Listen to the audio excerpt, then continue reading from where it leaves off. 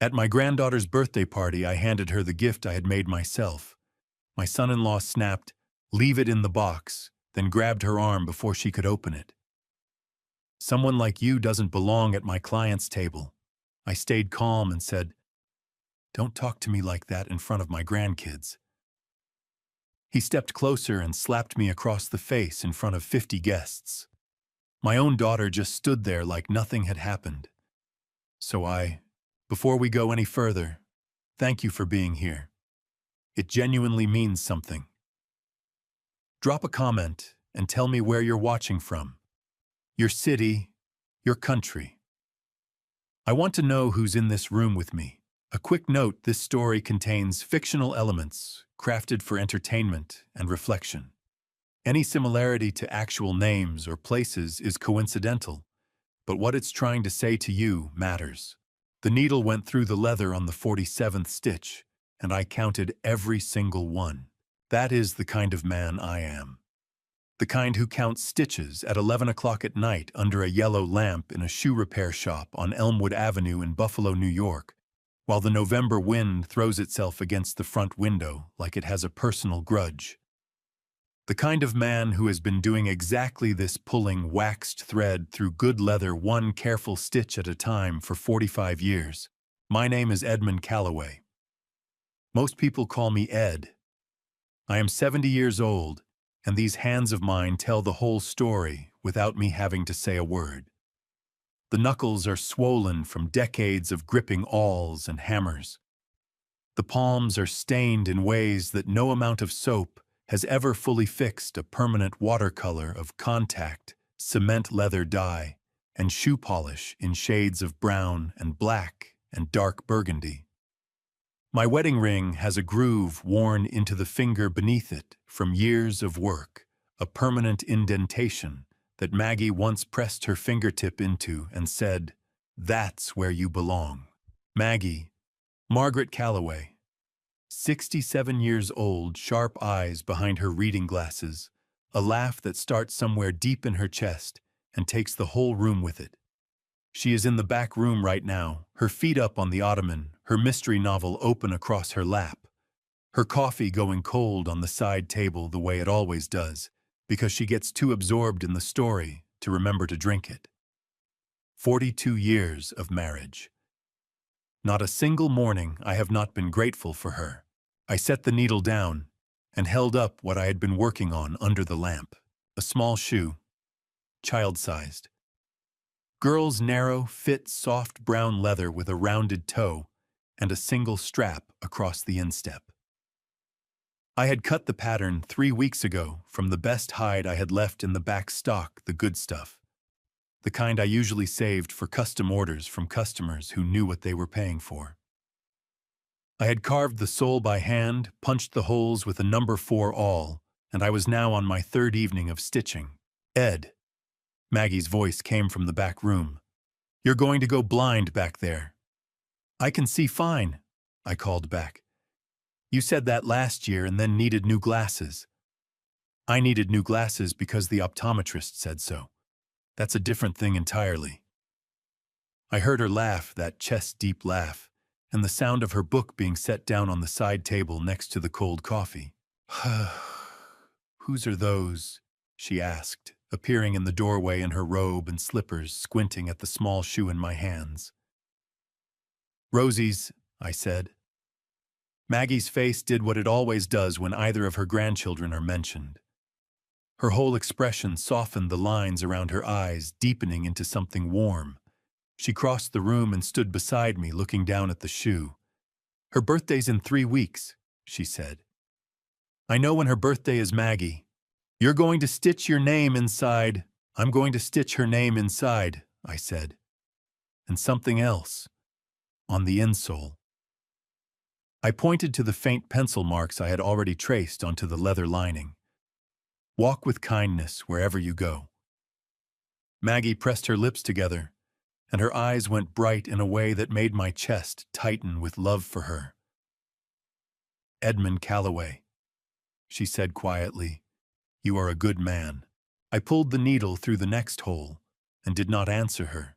Because after 42 years, I have learned that Maggie is usually right about things, and the best response is to let her be right without making a production of it. Rosie Hurst is 10 years old this December. She is my daughter Diane's oldest child, serious and watchful, in the way that certain children are the ones who understand more than adults give them credit for. She has Diane's dark eyes and her grandmother's stubbornness, which means she will argue a point long past the moment most people would let it go. I adore her completely. Her brother Cooper is 7. Where Rosie is careful, Cooper is chaos in sneakers. He asks questions at a rate that would exhaust a research librarian. Last Tuesday on the drive to school, he asked me in the span of 12 minutes why clouds don't fall down, whether dogs dream about people or other dogs, and if I had ever eaten something so good it made me cry. I told him yes on that last one. He asked what it was. I said it was his grandmother's apple pie, and he nodded very seriously, as if I had confirmed something he already suspected. I love that boy so much it scares me sometimes. Diane is 38. She has my build, compact, sturdy, and Maggie's laugh, though she uses it less than she used to. She married Brandon Hurst 6 years ago, and they live out in Amherst in a house with a 2-car garage and a lawn that needs mowing every 10 days in summer. Brandon works in finance. He is 42 years old, broad-shouldered, the kind of man who fills a doorway and knows it. But I am getting ahead of myself. The story I want to tell you, the one that matters, starts with this shoe and ends with it too, in a way. But before I get to the ending, I need to take you back. Back to the beginning of things, to the part most people never saw and never bothered to ask about. I raised Diane alone for the first 4 years of her life, while Maggie fought her way back from a kidney condition that nearly took her from us when Diane was just 18 months old. During those 4 years, I ran this shop, sewed shoes for other people's children, packed Diane's lunch every morning, and sat beside her bed every night until she fell asleep. We did not have much. What we had was enough because I made it enough, one repaired heel and one resoled boot at a time. Diane grew up watching me work. She sat on that stool in the corner, the wooden one that is still there, still slightly wobbly on the left leg, and she did her homework while I stitched and hammered and buffed. She never complained, never asked for things I could not give her. She was, for most of her childhood, the best thing in my life next to her mother. I want you to hold on to that image for a moment. That little girl on the wobbly stool feet swinging because they didn't yet reach the floor pencil, moving across her math worksheet while her father worked. Because the story I'm about to tell you is about what happens to love when it goes unacknowledged long enough. About what happens when the people you would do anything for start to mistake your willingness for worthlessness. I set the shoe down on the workbench. 47 stitches done. 31 to go. Come to bed soon, Maggie said from the doorway, her hand on the frame. Another hour, I said. She gave me the look she has given me 10,000 times, equal parts exasperation and tenderness, and then she went back to her book. I picked up the needle again. I thought it was going to be a good day, the day of Rosie's birthday party. I was wrong about that. But to understand why I was wrong, you need to understand everything that came before it. And that starts not with a birthday, but with a morning. A very early morning, 3 years before any of this, when I first understood the shape of the life my daughter had built and the invisible architecture holding it up. The alarm went off at 4:45, and I was already awake. That is the thing about being 70. Sleep becomes a suggestion rather than a guarantee. I had been lying there since 4:15, listening to the wind off Lake Erie rattling the storm windows, watching the numbers on the clock change, and running through my mental list for the morning, the way I always do. Rosie had a spelling test. Cooper needed his permission slip for the field trip signed, and Diane had forgotten to do it again, so I had put it on the passenger seat of my car the night before. The roads looked clear on my phone's weather app, but the temperature was 12 degrees, which meant the truck would need a solid 10 minutes to warm up. I eased out of bed without waking Maggie. She was on her side facing the window, her breathing slow, and even her arthritic right hand curled loosely against the pillow. The medication she took for her joints made her sleep heavier in the mornings, which was the only blessing in it as far as I could see. I pulled the blanket up over her shoulder before I left the room. Downstairs, I made coffee in the dark.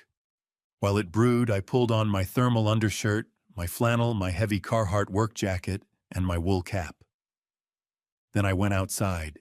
Buffalo in October at 4:50 in the morning is a specific kind of cold that people who have not lived through a Great Lakes winter cannot fully imagine. It gets into your bones before you have fully registered that you are outside. My breath came out in a white plume the moment I pushed open the back door. I crossed the driveway to my truck, unlocked it, started the engine, and then stood in the dark with my ice scraper working across the windshield while the defroster began its slow work from the inside. "Good morning to you too," I said to nobody in particular because after 45 years of early mornings, I had developed a habit of narrating them. I scraped the passenger side, the back window, both mirrors. My fingers were already aching inside my gloves by the time I finished. I climbed in, held my hands in front of the heating vent, and waited for the engine to warm. At 5:15, I pulled out of our driveway on Elmwood and headed toward Amherst. The streets were mostly empty. A delivery truck on Sheridan. A lone jogger on Main who nodded at my headlights as if we were old friends who happened to be the only two people alive at this hour, which felt approximately true. I stopped at Murphy's Bakery on the corner of Kenmore because Tommy Murphy unlocked his back door at 5 a.m. for the bread delivery and had over the years developed a habit of setting aside 2 egg and cheese sandwiches for me when he saw my truck pull up. "See you morning, Ed." Tommy slid the wax paper bag across the counter without me asking. "Cold one." "Cold one." I agreed. I paid him, and I was back in the truck in under 3 minutes. I pulled into Diane and Brandon's driveway in Amherst at 5:38. The house was dark, except for the porch light Diane always left on. I did not knock. I had a key. Diane had given it to me 2 years ago when she started her earlier work schedule, and I let myself into the mudroom quietly. The kitchen smelled like the previous night's dinner, something with garlic. I set the sandwich bag on the counter and went upstairs. Cooper's door was open. I pushed it wider and looked in. He was on his back with one arm thrown over his face and his SpongeBob comforter twisted around his legs like he had been wrestling it in his sleep and lost. I smiled so hard my face hurt. "Hey, buddy," I said softly. "Time to get up." Cooper made a sound that was not a word in any language but communicated very clearly that he disagreed with the concept of morning. "I've got egg sandwiches downstairs," I said. One eye opened. From Murphy's. Both eyes opened. He sat up, hair standing in 4 directions, looking at me with an expression of groggy betrayal that was the funniest thing I had seen all week. "Grandpa," he said, "why is it still dark outside?" "Because the sun is lazy," I said. "Unlike us. Come on." I went down the hall to Rosie's room. She was already sitting up in bed, her reading lamp on a book open in her lap. That child. She looked up when I pushed the door open, and her face broke into a grin that reached all the way to her ears. "Grandpa." She said it the way Maggie says my name sometimes, like it is its own complete sentence. "You're already up," I said. "I've been up since 4:30. I had a dream about the spelling test and it woke me up."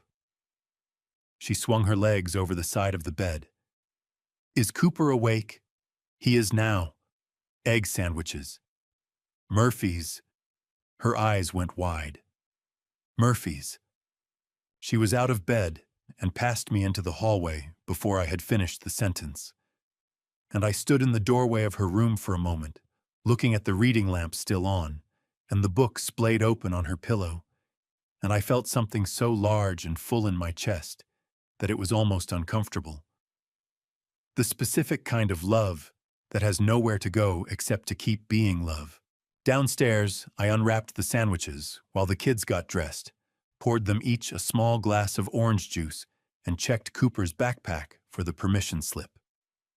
It was there, signed with my name, because Diane had not gotten to it. Brandon's coffee mug from the previous morning was still in the sink, unwashed. I washed it. At 6:22, I had them both buckled into the back seat of my truck. Rosie with her backpack on her lap, reviewing her spelling words, Cooper already halfway through his sandwich. "Grandpa," Cooper said through a mouthful of egg, "do you think clouds have feelings?" "Cooper, chew first," Rosie said without looking up from her words. "I'm chewing and talking at the same time. It's called multitasking." "It's called disgusting," Rosie said. Rosie. I caught her eye in the rearview mirror, and she fought down a smile. "Sorry," she said, not sounding sorry at all. Grandpa, Cooper pressed the clouds. "Do they, I think," I said, navigating onto the main road, "that if clouds had feelings, they would feel pretty good about themselves. Imagine being that big and getting to float around all day." Cooper considered this with great seriousness. "I would like that job," he announced. "Me too, buddy," I said. "Me too." I dropped them at the school entrance at 6:45. Cooper sprinted toward the door without a backward glance, which was entirely on brand. Rosie paused at the curb, turned back, and walked the 3 steps back to my window, which I rolled down. "Thank you for the sandwich, Grandpa," she said. Then she reached through the window and patted my hand, my old stained, rough hand, with her small one.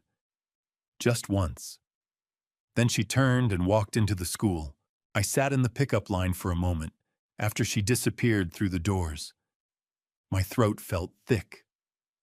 I pressed my lips together and blinked hard twice. Then I pulled out of the lot and headed to the shop, because shoes don't fix themselves, and neither does anything else in this world. What I did not tell you yet, what I was just beginning to understand during those early morning drives, was the full accounting of everything I was carrying. The grocery runs, the driveway shoveling in the dark before Brandon's car needed to get out, the permission slips, the homework, the furnace, the money.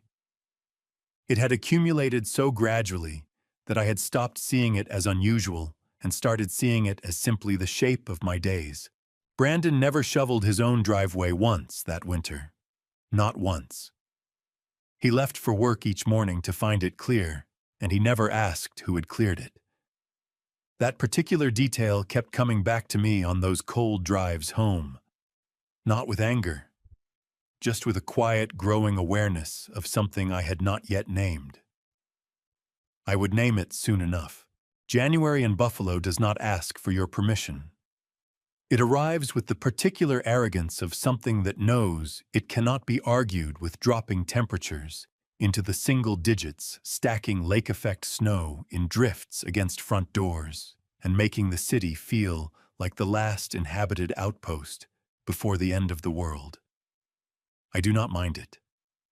I have lived here my entire life, and there is something honest about a place that shows you exactly what it is without any pretense.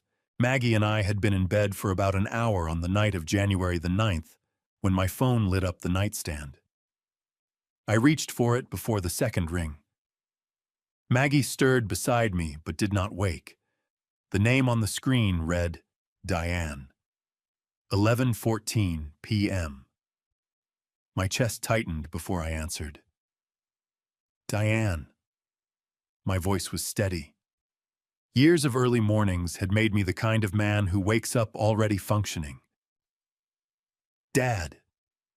Her voice was thin, tight, threaded with panic. The furnace went out. It made this noise and then it stopped and now it won't come back on. It's 22 degrees outside and the house is already getting cold, and the kids. How long ago I was already sitting up, feet on the floor. Maybe 40 minutes I've been trying to get it to restart, but I don't know what I'm doing. And Brandon. A pause. A very small pause, but I heard everything in it. Brandon isn't feeling well. He's upstairs. I understood in that pause that Brandon was not sick. Brandon simply did not want to go out in 22-degree weather at 11:15 at night. I did not say this to my daughter. Are the kids awake? I asked. Cooper woke up about 10 minutes ago. He was cold. I put him in Rosie's room with the space heater from my closet, but it's small, and I'm on my way, I said. Lock that space heater away from the curtains and get them both extra blankets. I'll call you when I'm 15 minutes out. I hung up. Maggie was awake now, watching me from her side of the bed, her gray hair loose around her shoulders. What happened? She asked. Furnace at Diane's, I said, pulling on my thermal layer. Maggie started to push herself up. I'll come. Stay. I put my hand on her shoulder, felt the warmth of her through the flannel. Your knee. Stay in the warm bed. I've got it. She grabbed my wrist before I straightened up. Her grip was firm despite the arthritis. Ed, be careful on the roads. I'm always careful. You drive like a man who thinks he's still 50, she said, but her eyes were worried, so I leaned down and kissed her forehead. I'll call you when it's fixed, I said. The temperature outside hit me like a wall when I opened the back door. 12 degrees, according to my phone, with a wind chill that the weather app described as feels like -4, which felt accurate and also insufficient as a description. My truck had been sitting for 2 hours. The engine turned over reluctantly, like it was annoyed with me personally. I scraped the windshield fast, my fingers screaming inside my gloves, and pulled out onto Elmwood. The Home Depot on Sheridan Avenue was one of the few places open past 11. I knew this because this was not the first time I had needed it at an unreasonable hour. I found a portable electric space heater that was rated for 1,500 square feet, big enough to handle their main living area, and carried it to the register myself, rather than wait for help. $47.62. I paid cash. I was back in the truck and pulling onto the highway by 11:48. Diane met me at the front door in her coat, which she was wearing inside the house, which told me the temperature had dropped faster than I had hoped. Dad. She grabbed my arm the moment I stepped in. Her face was tight with relief and guilt in equal measure. Thank you. I'm so sorry to call so late, I just didn't know what. Go check on the kids, I said, because I could see she was spiraling, and that was not going to help either of us. I'll look at the furnace. The basement stairs were off the kitchen. I found the light switch went down and stood in front of the furnace with my flashlight for a good 3 minutes before I understood what I was looking at. The pilot light was out, which I could have relit, but when I checked the igniter, I found the real problem, a cracked heat exchanger, which meant this unit was not being restarted tonight, and probably not ever again. A cracked heat exchanger can leak carbon monoxide into the living space. I had seen it before years ago in a story from a customer who had lost someone that way. I was not relighting anything. I went back upstairs. Diane was in the kitchen hugging herself inside her coat. Tell me, she said. It's the heat exchanger, I said. It's cracked. You can't run it. Even if you got it going, carbon monoxide could get into the house. Her face went pale. So what do we... That's why I bought this. I held up the box. This runs on electric. Covers the main floor. Get the kids into the living room with blankets, set this up, and they'll be warm enough until you can get an HVAC company out here tomorrow. Dad, I can't ask you to. You didn't ask me, I said. I'm here. Show me where you want it. I set up the space heater in the living room, ran the cord safely along the baseboard, and checked that the outlet could handle the load. Then I went back down to the basement and disconnected the gas line to the old furnace properly, so there was no risk of anything accidentally restarting during the night. By the time I came back upstairs, Rosie and Cooper were on the couch under a pile of blankets, the space heater humming warmly in the corner. Cooper was already half asleep, his cheek pressed against his sister's shoulder. Rosie looked up at me with those serious dark eyes. "Is it fixed, Grandpa?" she asked. "It's handled," I said, which is not quite the same thing, but close enough for 11:30 on a Wednesday night. Rosie nodded. "Thank you," she said, with the gravity of someone 3 times her age. I ruffled her hair, which she tolerated with only minor protest. Brandon appeared at the top of the stairs at 1:23 in the morning. I know the exact time because I looked at my watch when I heard his footsteps. He was in a t-shirt and sweatpants, squinting against the light in the hallway. He looked down into the living room, saw me crouched by the heater doing a final check, and said, "You get it working." His voice was completely flat. No relief, no gratitude, no acknowledgement that his father-in-law was in his house at 1 in the morning in January, because he himself had chosen not to come downstairs. I straightened up slowly, my knees protesting the way they always do in the cold. I looked at him. "The old furnace is done," I said. "New unit's electric, it'll hold the temperature tonight. Have someone out to replace the main unit this week. Don't restart the old one for any reason." Brandon nodded once. Then he turned and went back up the stairs. No thank you. No offer to see me out. No nothing. Just footsteps retreating back to the warm bedroom where he had been the entire time. Diane walked me to the door. She looked like she wanted to say something, and whatever it was, sat right there at the surface of her face, but she pressed her lips together, and what came out instead was, "Drive safe, Dad." "I will," I said. I drove home in the dark. The roads were empty. The heater in my truck worked fine, which felt in that particular moment like a minor miracle worth being grateful for. Maggie had left the kitchen light on. I came in through the back door, hung up my coat, and sat down at the kitchen table. My knees ached. My hands were stiff from the cold. The clock on the microwave said 2:17 a.m. Maggie came downstairs in her robe at 2:23 because she had been awake this whole time, even though I had told her not to wait up. She set a mug of tea in front of me without a word, then sat down across the table. She looked at my face for a long moment, reading it the way she has always been able to, with a fluency that has never stopped astonishing me. "Did he come down at all?" she asked. I wrapped both hands around the mug. The heat from it moved through my palms and up into my fingers. "He came down at the end," I said, "to ask if it was working." Maggie pressed her mouth into a thin line. Her jaw tightened. Then she reached across the table and put both of her hands over mine, and she held on.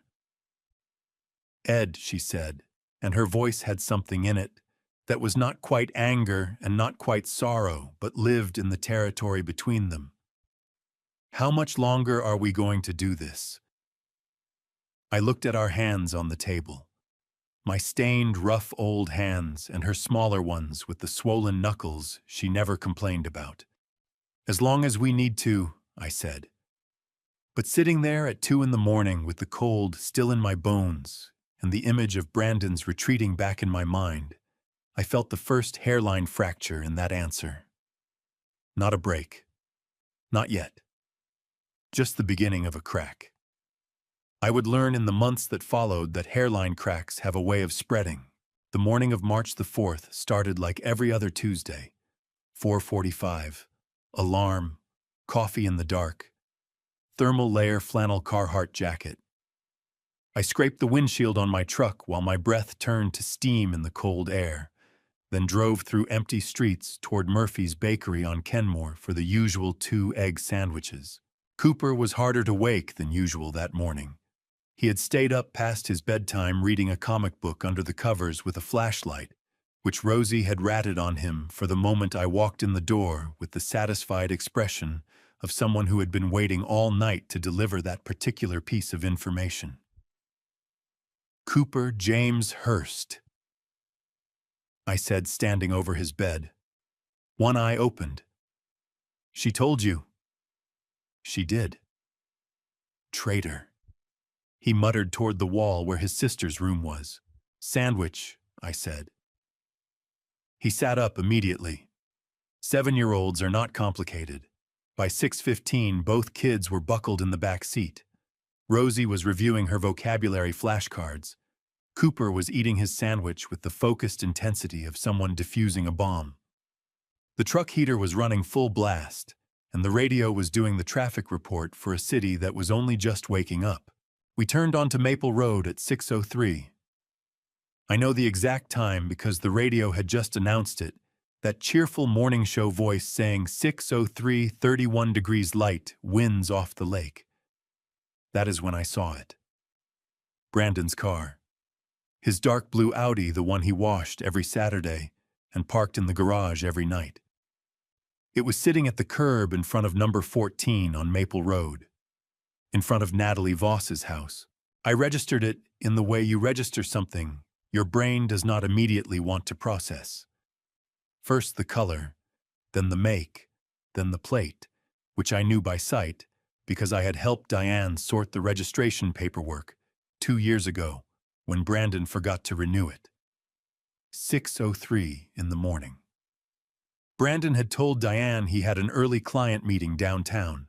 The front door of number 14 opened as I watched. Brandon stepped out, first jacket on, keys in hand. Then Natalie Voss appeared in the doorway behind him. She was wearing a robe, the short kind, and she had one hand braced against the doorframe, and she was smiling at him. Not a neighborly smile, not a wave between people who happened to live on the same street. The light changed to green. "Grandpa, why did we stop?" Cooper asked. My foot found the gas pedal. "Just making sure the road was clear, buddy," I said. My voice came out steady. I do not know how. I watched them in my rearview mirror for exactly 2 seconds before the curve of the road took them out of sight. Rosie looked up from her flashcards. She glanced at me in the mirror with those sharp, watchful eyes, and for one terrible moment I thought she had seen it too. Then she looked back down at her cards and said, "Asymptote," a line that a curve approaches but never touches. "That's right," I said. I dropped them at school at 6:41. Cooper sprinted for the doors. Rosie paused, turned back, looked at me through the passenger window. "You okay, Grandpa?" she asked. "You got quiet." "Ma, just thinking about the shop," I said. "Go learn something." She gave me a long look that felt uncomfortably like the way Maggie looks at me when she knows I am not telling the whole truth. Then she shouldered her backpack and walked inside. I pulled out of the school lot and drove exactly 4 blocks before I pulled over on a side street and put the truck in park. I sat there for a long time. The heater ran. The radio kept going, cheerful and indifferent, some song I did not recognize. Outside, a woman walked a golden retriever past my window without glancing at the truck. I thought about Diane's voice on the phone in January, thin and panicked. "The furnace is out, Dad." I thought about the groceries I stocked in their refrigerator every Wednesday and Saturday. I thought about the permission slips on my passenger seat. I thought about Rosie on the school steps, Cooper in the back seat, asking about clouds. And I thought about that smile in the doorway of number 14. I called Maggie. She picked up on the second ring, already awake, already at the kitchen table with her coffee. "How are the kids?" she asked. "Good," I said. Cooper tried to sleep in. Rosie is learning vocabulary words. Asymptote. Maggie said immediately, because Rosie had called her grandmother to practice the night before. That's the one, I said. A pause. Maggie knows my silences the way a musician knows a rest in the music, not as an absence but as its own kind of sound. Ed, she said carefully. What happened? Nothing happened, I said. Long morning, I'll be at the shop by 7:30. I heard her breath on the line. She did not push. That is one of the things I have always loved most about Maggie. She knows when to push and when to hold. That morning, she held. I'll have coffee ready, she said. Thank you, I said. And then, because I needed to say something true to someone, I added, Maggie, everything's fine. I just need a minute. Take two, she said. The shoes will wait. I hung up. I sat with my hands on the wheel for another 5 minutes.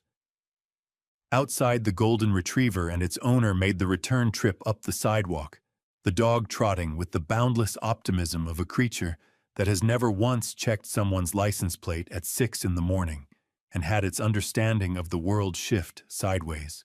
I envied that dog enormously in that moment. The following Tuesday, I turned onto Maple Road at 6:04. The blue Audi was there again. The Tuesday after that, 6:02. There again.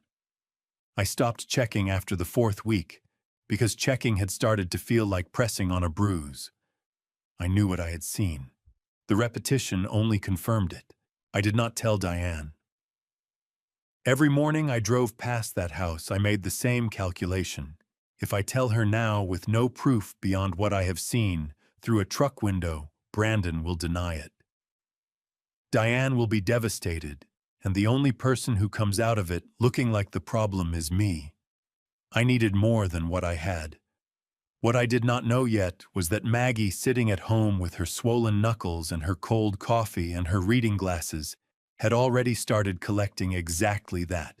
The thing about Maggie is that people have always underestimated her.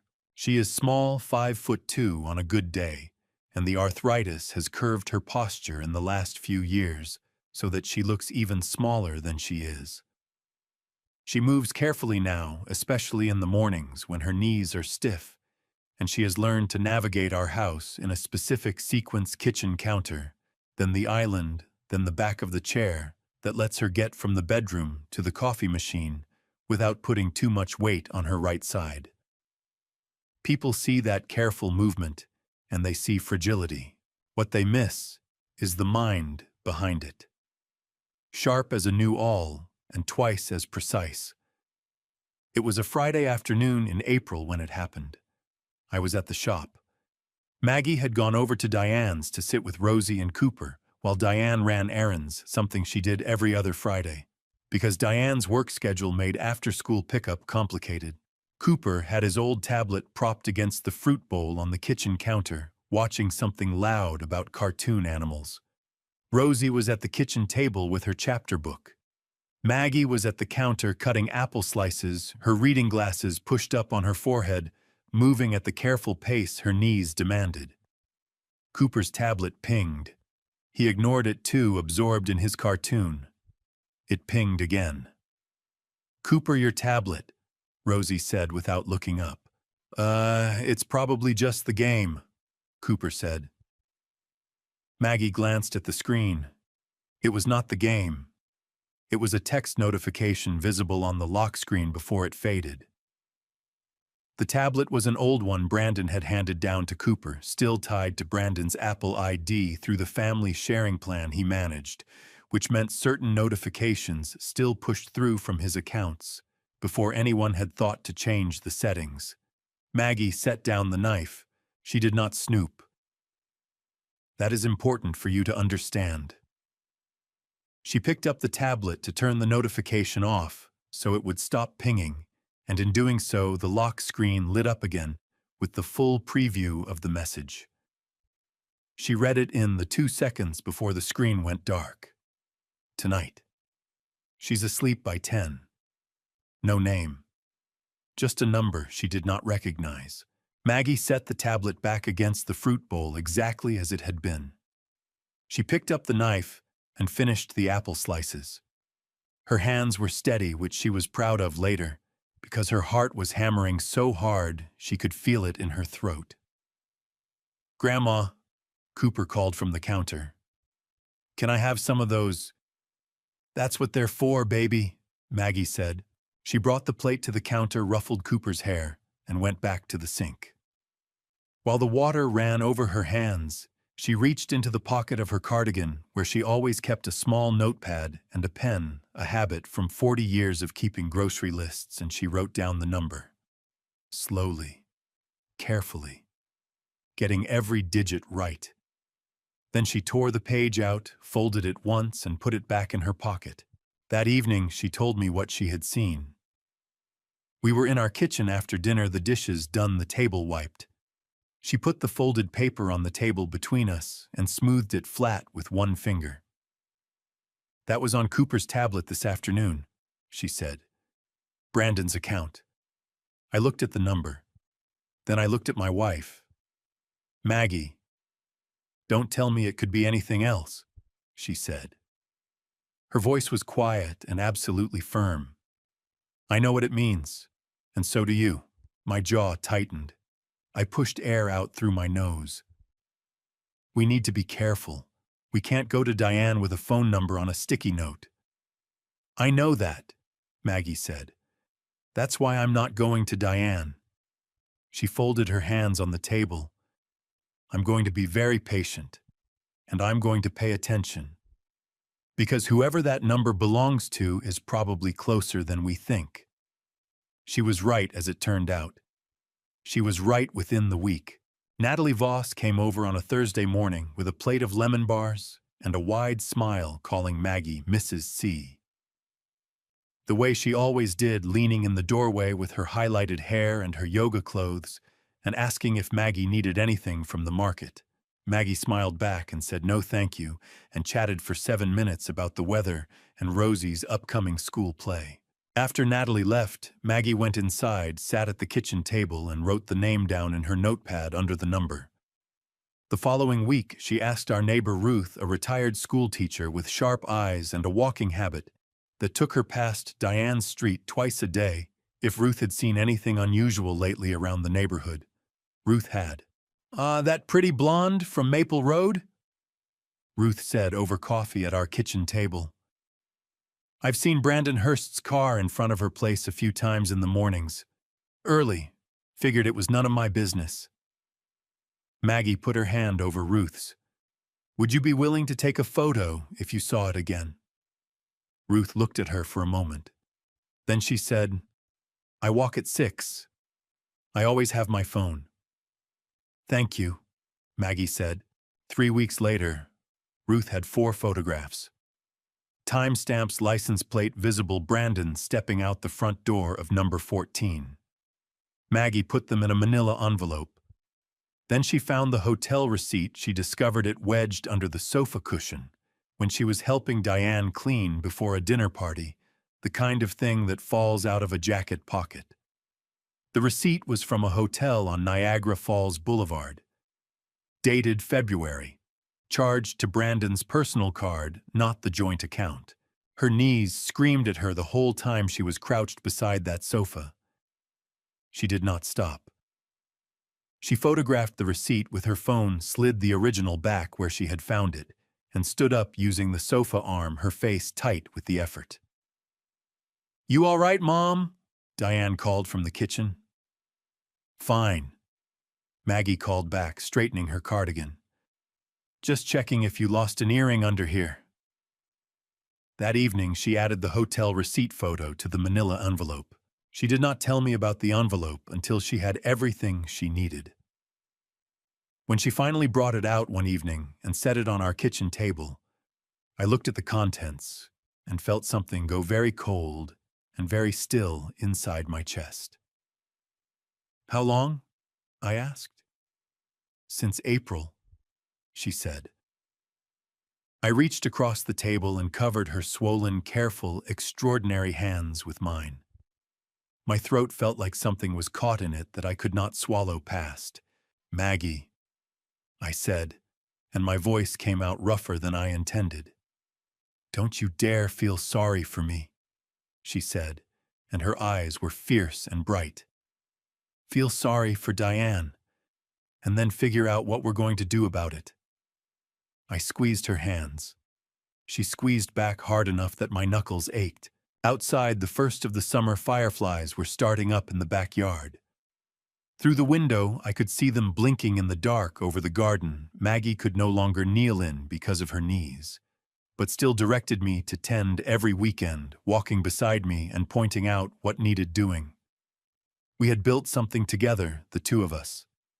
Something real and quiet and worth protecting.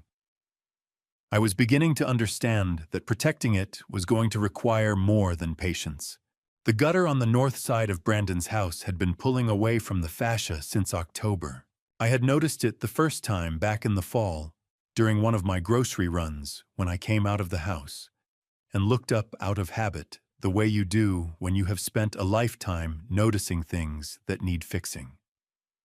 The bracket had worked loose, probably from ice buildup the previous winter, and the whole section was sagging outward at an angle that guaranteed it would tear completely free before spring. I mentioned it to Diane in November. She said she'd tell Brandon. In December, I mentioned it again. She said he'd been busy.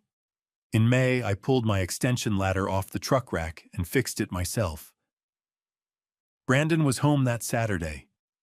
He came out onto the back deck with a mug of coffee while I was on the third rung from the top reseating the bracket and running a bead of exterior sealant along the joint. "While you're up there," he called up, "check the flashing on the left side too. I think it might be lifting." No good morning, no offer to hold the ladder. Just an instruction delivered in the tone of a man telling a subordinate to add something to a list. I checked the flashing. It was lifting. I reseated it. I did not say anything. Coming down the ladder, my right knee buckled slightly on the second-to-last rung, a thing it had started doing in cold weather, a small betrayal that I was choosing to ignore for as long as possible. I caught myself on the side rail and finished the descent without incident. Brandon had gone back inside by then. I was loading the ladder back onto the truck rack when Diane came out the front door. "Dad." She had her keys in her hand and a guilty look that she was trying to cover with a smile. "You didn't have to do all that." "The gutter would have come down in the next rain," I said. "I know I just—" She touched my arm briefly. "Thank you. Really." Then her phone buzzed and she looked at it, and the guilty look shifted into distraction. "I have to run Rosie to her friend's birthday thing. Cooper's inside watching TV." "Go," I said. "I'll lock up when I leave." She was already moving toward her car. "There's iced tea in the fridge," she called back. I finished securing the ladder and went inside to wash my hands. The kitchen was quiet. Cooper was on the couch in the next room, cartoon sounds coming from the TV. I ran the water hot and worked the grease from the sealant off my fingers with the dish soap Diane kept on the left side of the sink, the same brand Maggie used, which for some reason made my chest pull tighter than it should have. Through the kitchen window, I had a direct line of sight to the front sidewalk. Natalie Voss was coming down the street. She was in her workout clothes, headphones around her neck, and she had one arm out at her side in the particular way people carry their arm when they're self-conscious about something new on their wrist.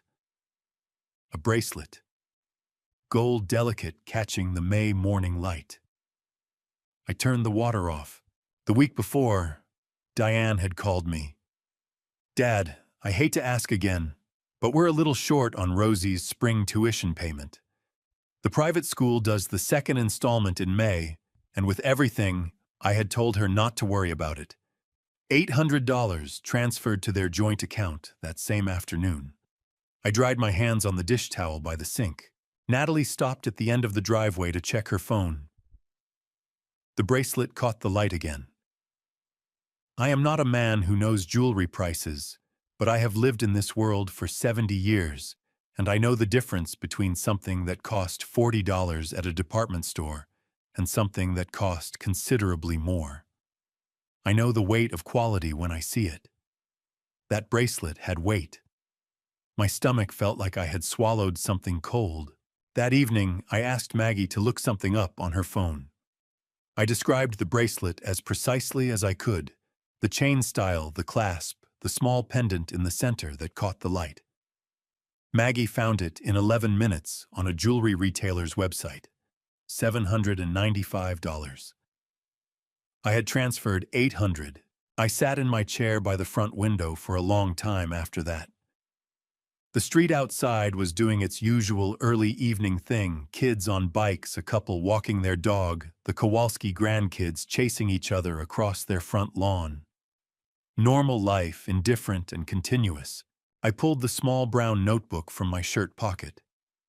I had been keeping it since February, when I first understood that I needed a record of things. I wrote down the date, the amount I had transferred, and below it, gold bracelet, NV approx. $795. I looked at what I had written. Then I turned back several pages and looked at everything else I had written. The grocery runs 41 of them since September, averaging $60 to $80 each. The furnace, $47 for the heater, plus 4 hours of my labor at 2 in the morning. The gutter repair, $12 in materials, 2 hours on a ladder with a bad knee. The driveway shoveling, estimated at 90 minutes each time over 23 mornings this past winter. The permission slips, the homework sessions, the school pickup when Diane ran late. The $800 that was now on Natalie Voss's wrist. I closed the notebook. Ed. Maggie's voice from the kitchen doorway. She had that look she gets when she already knows what I'm thinking and wants me to say it out loud anyway, because she believes in the value of naming things directly. He took the money, I said. Yes, she said. The school tuition money. Yes. I stood up from the chair. My knee ached from the ladder. My hands felt too heavy for my arms. Maggie, he looked me in the face every time I came over to fix something in his house. He watched me climb that ladder this morning. I know, she said. He called up to me to check the flashing. My voice stayed level, but just barely. While he was spending my money on Ed. Maggie crossed the room, cupped my face in both of her hands, those small, arthritic hands that had been keeping me upright for 42 years. She looked me directly in the eyes. Listen to me. We are going to handle this. But we are going to handle it right. Not today. Not tomorrow. When the time is right. Her thumbs pressed lightly against my jaw. Can you wait a little longer? I covered her hands with mine. My throat burned. I've been waiting 17 years to be treated like I matter in that family, I said. Maggie's eyes went fierce and tender at once. You matter, she said. You have always mattered. And very soon, Edmund Calloway, everyone in that house, is going to understand exactly how much. Outside, the Kowalski grandkids shrieked with laughter over something. The ordinary evening kept going the way ordinary evenings do right up until the moment they stop. Rosie's birthday invitation arrived in our mailbox 4 days later. The text from Diane came on a Thursday evening while I was closing up the shop.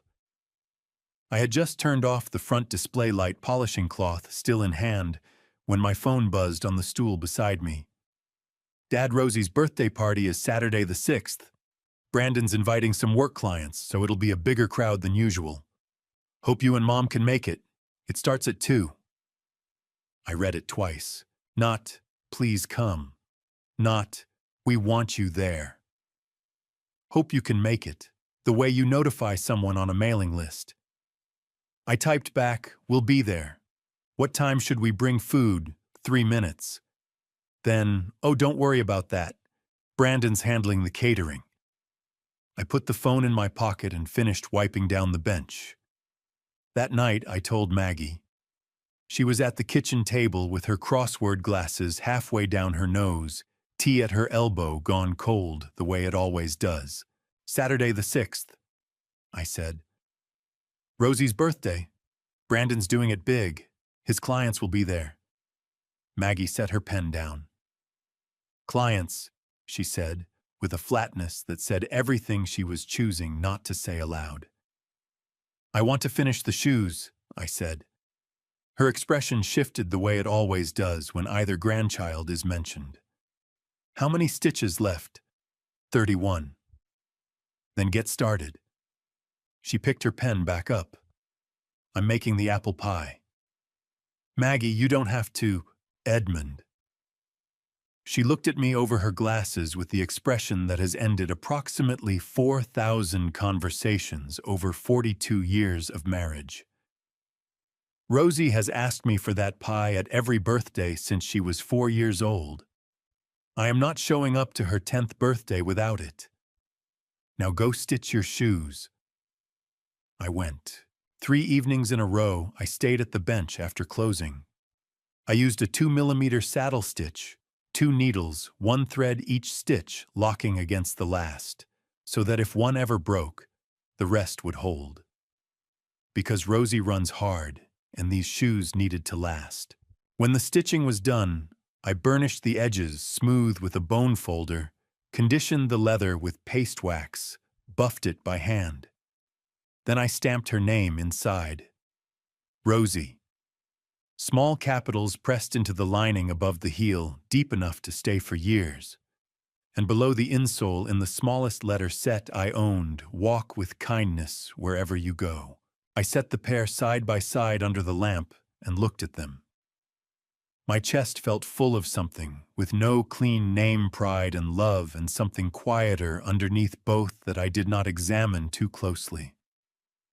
I wrapped them in brown paper, tied them with twine, and placed them in one of the old dark green shop boxes with the gold lettering. I wrote Rosie across the top in clean block letters. The morning of Saturday, July 6th, Maggie was up before me. I came downstairs at 6:30 to find the apple pie already in the oven. Cinnamon and brown sugar and Cortland apples, the only variety Maggie has ever used and never once reconsidered in 42 years. The smell of it makes my eyes sting even now when I think about it. You didn't sleep, I said. The crust needed to rest overnight, she said, moving through the kitchen in her careful sequence counter island chair, back the route her knees demanded. Sit down. I'll get your coffee. I sat. I watched the morning light catch the silver in her hair and felt, as I have felt 10,000 mornings, that I was the luckiest man in Buffalo, New York. How's your knee? I asked. It bothers me every day, she said, sitting across from me. That's different from not being fine. She wrapped both hands around her mug. Ed, I want to talk about today.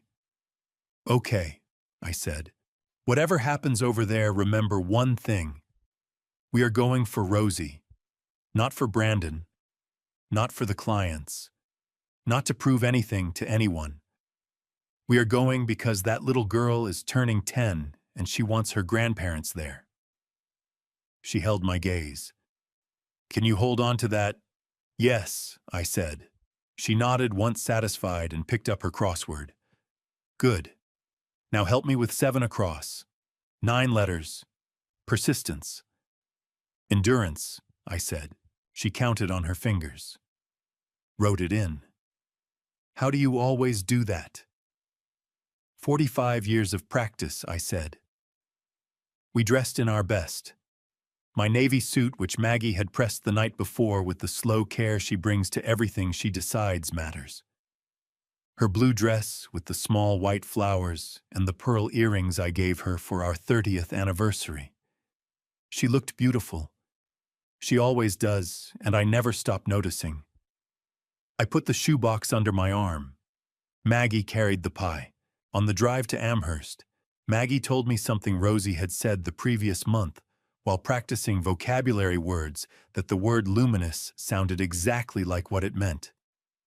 Maggie laughed, telling it that deep chest laugh, and I laughed with her, and for 20 minutes in that truck, I was genuinely, completely happy. I did not know it was the last uncomplicated moment I would have for quite some time. We pulled into the driveway at 1:55. I could hear voices and music before I opened the door. When I came around the back of the house, I saw 40, maybe 50 people in good clothes clustered around catered tables and a bartender station Brandon had set up along the fence. Maggie's hand found my arm. I covered it with mine. "Ready?" she said. "Ready?" I said. We walked in together. Brandon saw us within 30 seconds of our arrival. He was standing with a group of men near the catering table, one hand in his pocket, the other holding a glass of something clear with the loose ease of a man who has arranged everything in his environment exactly as he wants it. When he spotted me, something moved across his face. Not hostility, not quite. More like the expression of someone who has noticed an item that doesn't match the rest of the room's decor. He crossed the yard toward us, smile deployed, hand extended. "Ed. 2 pumps firm. Glad you could make it." "Wouldn't miss it," I said. He turned to Maggie. "Margaret, you look wonderful." "Thank you, Brandon," Maggie said in the precise tone of a woman who has spent 42 years perfecting the art of saying things that are technically true. His eyes dropped to the shoebox under my arm. A flicker of amusement moved across his face before he could fully suppress it. "What have you got there?" "Rosie's gift," I said. He tilted his head at the dark green box, the gold lettering the name Rosie in my block letters. "A shoebox," said pleasantly the way you say something meant to sound like an observation, but lands like a verdict. That's something." 2 clients nearby heard it. One smiled at the box with the same politely amused expression. The kind of smile that travels through a crowd. My jaw tightened. Maggie's hand pressed into my arm, one small, firm pressure. "It is something," I said. "I made them." Brandon blinked. "You made shoes." 45 years, I said. "It's what I do." Diane appeared from the direction of the house, moving quickly with the flushed look of someone managing too many things at once. She kissed Maggie's cheek, then mine her eyes moving between us and Brandon with the vigilance of someone monitoring 2 weather systems. "The food's along the back fence," she said. "Can I get you something to drink?" "In a minute," Maggie said. "Where's our birthday girl?" "Near the bounce house with her friends." Diane's phone buzzed. She winced. "2 minutes, make yourselves comfortable." Comfortable.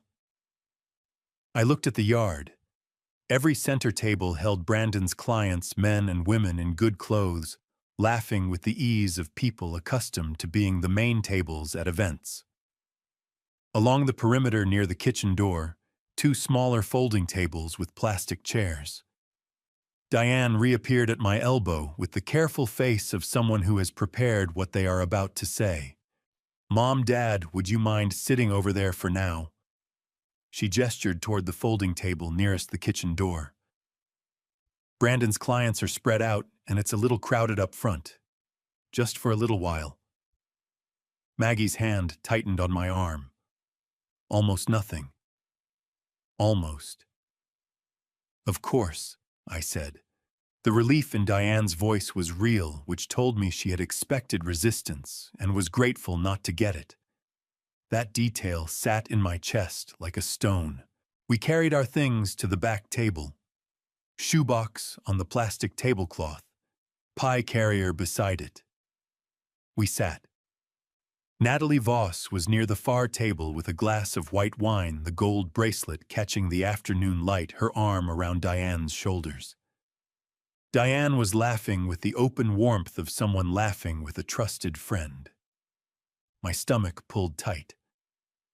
Beside me, Maggie breathed in slowly through her nose. "Don't," I said quietly. "Well, I wasn't going to," she said. But her hands folded on the table were pressed together hard enough that her knuckles had gone pale. Then Cooper came barreling from nowhere and launched himself at me with the full kinetic commitment of a 7-year-old who has spotted his favorite person, nearly knocking the pie off the table. "Grandpa," both arms around my neck. "You're here. I didn't know you were here yet." I held him and felt some of the stone in my chest dissolve. "We just got here, buddy. Where have you been?" "Bounce house." He pulled back, face flushed and happy. "Grandma, did you make pie and apple?" Maggie said, her voice going completely warm. "Just for you and Rosie." Cooper's eyes went huge. "Can I have some now?" "After cake," Maggie said. "What if I have pie instead of cake?" "Then you'd be the smartest person at this party," Maggie said. Cooper giggled and scrambled into the chair beside her, pressing himself against her arm. She put her arm around him and held on. I watched the tension ease from her jaw the moment she felt his small, warm weight against her side. This is what we came for. 20 minutes passed. The party moved around us the way parties do when you are at the edge of them, present, but peripheral, visible but not included. Brandon circulated. His clients laughed. A young server paused at our back table with a slightly uncertain expression, as though he had not been briefed that people would be sitting here. "Can I get you anything?" "Whatever you have is fine," I said. I kept my hands flat on the table. I watched Natalie Voss laugh with my daughter. I did what I have always done in Brandon Hurst's presence: absorbed, stored, waited. Then, from across the yard, Grandpa. Rosie was running. Not the self-conscious movement of a 10-year-old trying to look composed. Running the way she ran at 6, at 7, at 8, full speed, arms pumping, hair coming loose, her face lit with something so uncomplicated and joyful that my throat went thick. She hit me at full force, both arms around my neck. "You came," she said into my shoulder. "I was looking for you. I couldn't find you." "We've been right here the whole time," I said. My voice came out rougher than I meant it to. She pulled back, looked at the shoebox, then at me with those sharp, knowing eyes. "Is that mine?" "That's yours," I said. She reached for it. Her fingers touched the twine. That was the moment Brandon arrived. He crossed the yard in 8 steps. I counted because that is the kind of detail that burns itself into you when everything that follows burns itself into you. 8 steps from where he had been standing with his clients to where Rosie stood at our table with her fingers on the twine of her gift. "Rosie." His voice was flat and carrying. "Come back to the main table, your friends are waiting." Rosie turned to look at her father. Her hands stayed on the twine. "I want to open Grandpa's gift first." "You can open it later." He reached her in the next step, put his hand on her shoulder, and steered her away from our table. Not gently. Rosie stumbled her feet, finding the ground with an awkward skip. I stood up, slowly, deliberately, the way a man stands when his knees remind him to be careful. "Brandon, she just got here. Let her be for a minute."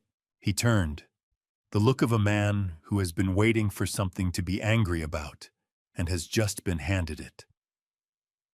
"She needs to be with her guests," he said. "She's with her grandparents," I said. "That counts." Something moved across his face, a decision being made. "You know what your problem is, Ed." He kept his voice low, but not low enough. The couples at the nearest table had gone still. "You show up to everything like your opinion matters here." Brandon. Diane's voice came from my left. She was moving toward us with the monitoring expression she always wore when we were near each other. Brandon did not look at her. "You fix shoes," he said, "for a living. You drive over here in your old truck and you act like that makes you somebody." My hands were at my sides. My heart was beating in that slow, heavy way I kept out of my face through 45 years of practice. "Brandon, stop." Diane grabbed his arm. He shook her off. His eyes stayed on mine. "You're nobody. A broken-down old man with shoe polish on his hands who doesn't know when he's not wanted." I looked at him for a long moment. Then I said very quietly, "Don't talk to me like that in front of my grandchildren." And Brandon Hurst drew his right hand back and slapped me across the left side of my face. The sound was worse than the pain. A flat, sharp crack that went through that yard like a stone through glass. In the half-second after it, the entire party snapped into a silence so complete I could hear Maggie's sharp intake of breath from the chair behind me. Rosie made a sound. Small, fractured. Brandon's chest was heaving, his face red. "Who do you think you are?" His voice shook, not with remorse, with fury, the fury of a man who has done something he cannot take back and has decided the answer is to go further. "A broken-down cobbler telling me how to raise my kids. You fix shoes for a living. You don't get to stand in my yard and tell me anything." I did not put my hand to my cheek.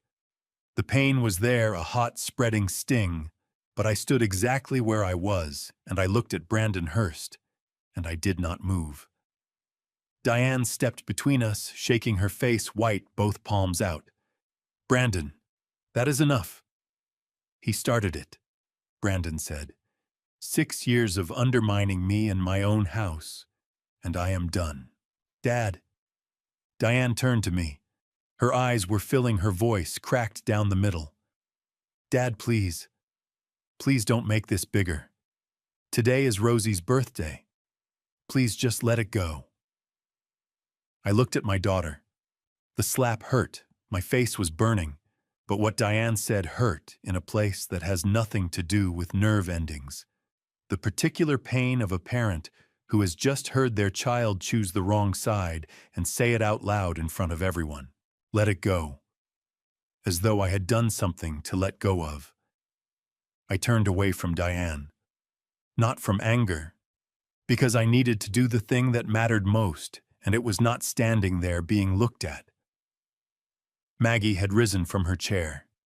She had pushed herself upright with both hands on the table, and the effort had cost her. Her face was tight. Her right knee buckled slightly, her hands gripping the table edge to stay standing. Her eyes were blazing with something much stronger than fear. I crossed to her in 3 steps, put my arm around her waist, my hand on her elbow. She grabbed my jacket with both fists. "Ed." Her voice shook. "I've got you," I said.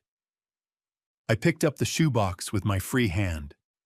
I did not look at Brandon. I did not look at the 50 people standing in that yard. I looked at Maggie's face and I walked her toward the gate. Cooper was standing 6 feet away, frozen, his face doing the crumpling thing children's faces do when they haven't yet decided if it's safe to cry. He looked up at me with enormous eyes. "Grandpa?" he whispered. "Are you okay?" I crouched down, my bad knee screaming.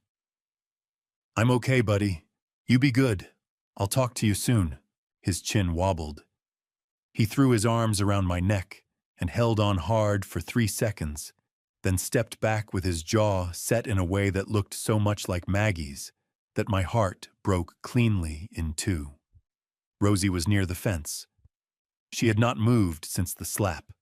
Her face held shock and fury and a grief too large for a 10-year-old, and she was pressing her own hands together in front of her like she was holding herself still by force. I looked at her. She looked at me. I nodded once. She pressed her lips together hard. Her eyes went bright with tears she was refusing to shed in front of her father's clients. That was the bravest thing I saw that day. Braver than anything I did. I walked Maggie through the gate to the truck, helped her in, set the shoebox on the back seat, started the engine. We drove away from that house, and neither of us spoke for a long time. When we finally did, what we said to each other mattered more than anything that had happened in that yard. But I will get to that. Drop a "still here" in the comments, so I know you're with me. Because what Ed decided to do after that slap, quietly, without a single phone call, is the part that changed everything. Note portions of this story are fictionalized for storytelling purposes. If that is not your preference, no hard feelings, you are welcome to step away. The street outside Brandon's house was doing what streets do on Saturday afternoons in July. A sprinkler arcing across a front lawn 2 doors down, a kid on a bicycle weaving around a parked minivan, somebody's wind chime going in the breeze off the lake. The ordinary, relentless continuity of a neighborhood that had no idea what had just happened 40 feet away in a backyard. I drove south on Transit Road with both hands on the wheel and the shoebox on the back seat, and my wife sitting very still in the passenger seat beside me. The left side of my face was still warm from Brandon's hand. I did not touch it. Maggie spoke first. We were 3 blocks from the house. Ed. Her voice came out careful and low, like she was handling something fragile. How bad is it? It's fine, I said. Don't do that. She turned in her seat to look at me directly. Her eyes were red at the edges, not from crying. Maggie does not cry easily, but from the particular strain of holding something enormous in. Don't tell me it's fine when I was sitting 4 feet away. My face is fine, I said. That part is fine. She understood the distinction. She turned back to face the windshield.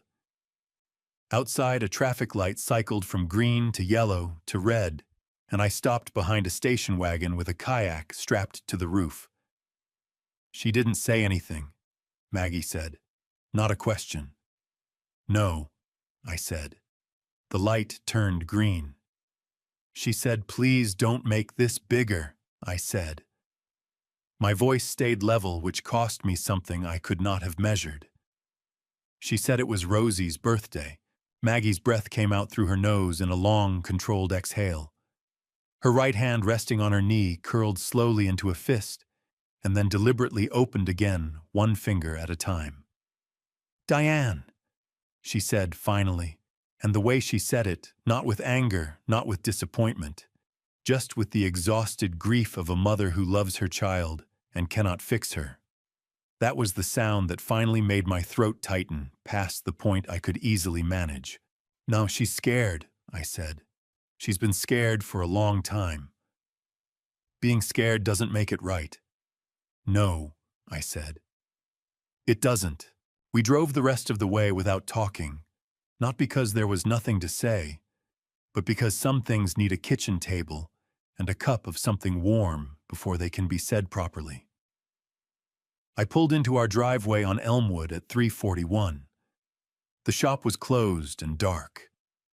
The front garden, which Maggie directed me to tend every weekend, had the particular late afternoon look of something well cared for. The black-eyed Susans she had planted along the fence were open and bright. I came around to Maggie's side and opened the door.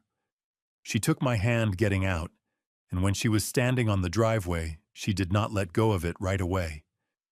She stood with my hand in both of hers, and she looked up at my face.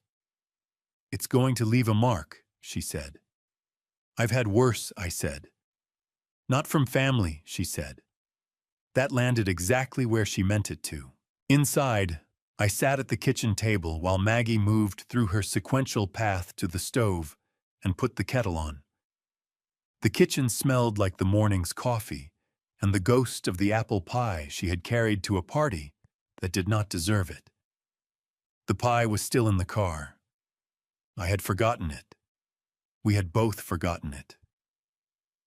The pie, I said. Leave it, Maggie said. I'll make another one. For people who earned it. I put my elbows on the table and pressed my face into my hands. Not because I was falling apart, because I needed 30 seconds without anyone being able to see my face while I located the place inside myself where I kept everything I chose not to show. Maggie set a mug of tea in front of me. She sat down across the table.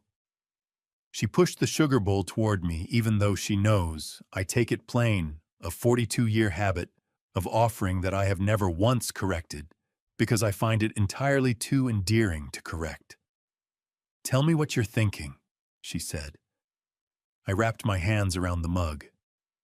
I'm thinking about Cooper's face, I said, when we were leaving. Maggie's expression pulled tight. Me too. He's 7 years old, I said. He didn't understand what happened. He just knew something was wrong and he wanted to fix it. He hugged you, Maggie said. 3 seconds, I said. He counted. I felt him counting. Maggie pressed her lips together. Her chin moved slightly. And Rosie, I said. Standing there at the fence, not crying because she decided she wasn't going to give him the satisfaction of it. She gets that from you, Maggie said. She gets it from you, I said. Maggie shook her head.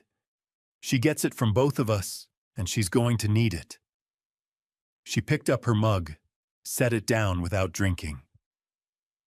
Ed, what are we going to do? I had been turning the answer over since the moment we pulled out of that driveway. We're not going back, I said. I know that. And we're not calling them, I said. Not tomorrow. Not to smooth it over. Not to give Diane a chance to tell me I overreacted. Agreed, Maggie said. Ma, the transfers stop, I said. The grocery runs, the school pickup, the repairs, all of it. Maggie nodded slowly. They'll feel it fast, she said. Yes, I said. They will. I got up from the table. I went to the small desk in the corner of the kitchen where I keep the brown notebook, and I sat down and I wrote. The date, the location, the sequence of events. Brandon's words as precisely as I could remember them. Diane's words. The 50 people standing in that yard. I wrote it all down in the same careful block lettering I had used to write Rosie on the top of that shoebox. When I was done, I looked at the page for a moment. Then I added one more line at the bottom. The shoebox is on the back seat. I still have it. I closed the notebook. I went back to the table. Maggie had refilled both mugs without my noticing.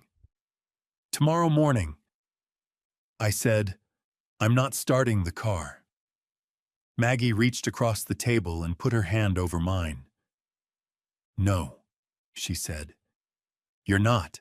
We sat there in the kitchen as the afternoon turned toward evening, the light through the window going from gold to amber to the particular deep orange of a buffalo summer sunset.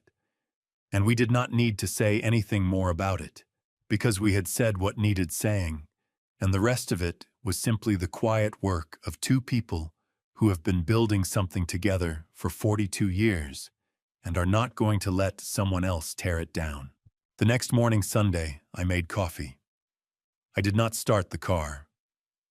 Across town, 2 children stood at a front door that no one was coming to knock on. I heard about the first week from Rosie. She called me on the Tuesday after the party from her bedroom in the careful, low voice of a child who has checked that both parents are occupied before dialing. 7:43 in the evening. I was in the shop doing inventory when my phone lit up with her name. Grandpa. She said it with such restrained relief that my chest pulled hard. Hey, sweetheart, I said. You okay? I'm okay. A pause. Cooper cried this morning. At school, drop-off.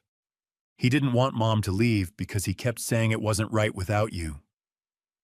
I set down the box I was holding. What did your mom do? She hugged him for a really long time and then she was late for work. Another pause. She got a message from her boss about it. I closed my eyes for a second. Then I opened them because closing them did not help. How are you doing? I asked.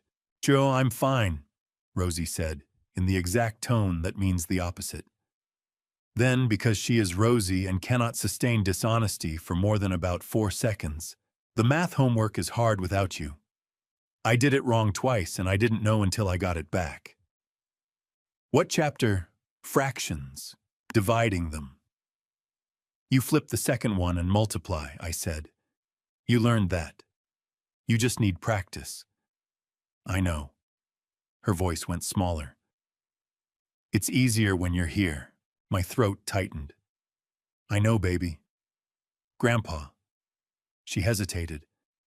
Are you coming back? I thought about how to answer that for a moment.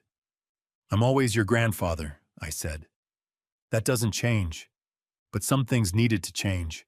You understand? A long pause. Because of what Dad did. Because of what happened, yes. He didn't say sorry, she said. Her voice had gone very flat and very precise, the voice she uses when she is reporting a fact she finds unacceptable. Not to you, not to Grandma. He told Mom it wasn't a big deal and that you provoked him. The pen in my hand pressed hard enough against the inventory sheet that it tore slightly. I smoothed it with my thumb. How's your mom? I asked. She's really tired, Rosie said.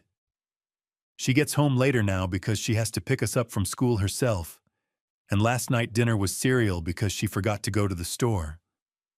A beat. We usually have cereal on camping trips, not regular nights. Cereal's not so bad, I said. It was the wrong kind, Rosie said. The healthy kind with no sugar. Cooper cried about that too. Despite everything, something in me almost smiled. Cooper cries about cereal. Cooper cries about everything this week, Rosie said, and there was a thread of genuine worry in her voice that made her sound about 40 years old. Grandpa, is Grandma okay? He keeps asking about her. Grandma's fine, I said. Her knee is bothering her a little, but she's home, she's good.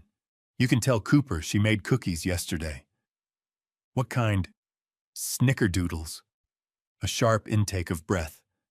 Those are his favorite. I know, I said. A pause. Then, can we come over? The question sat in the air between us. I thought about Diane, about the conversation that would need to happen first, about the sequence of things that could not be skipped. Not yet, I said, but soon. Okay. Okay, she said. Then very quietly, Grandpa, I'm sorry about your face. My hand went to my cheek without meaning to. The skin was still slightly tender, a faint discoloration that Maggie had looked at Tuesday morning with an expression that told me exactly what she was feeling, without her saying a word. Don't you be sorry about that, I said. That is not yours to be sorry about. You hear me? Yes, she said. But I am anyway. We stayed on the phone another few minutes. She told me about a book she was reading, some fantasy story involving dragons and a girl who could speak to them. I asked questions, real questions, because I was genuinely interested, and because she needed to talk about something that was not the wreckage of the past week. When she said goodnight, her voice was steadier than when she had called. After we hung up, I sat in the quiet shop for a while. The inventory half done around me. The smell of leather and contact cement, and the particular dusty warmth of a space that has been one person's life's work for 4.5 decades. From Rosie's calls that week and the week after, I built a picture of what Brandon and Diane's life looked like without the architecture they had never acknowledged. Monday, no school pickup. Diane left work 40 minutes early. Her manager sent a follow-up email.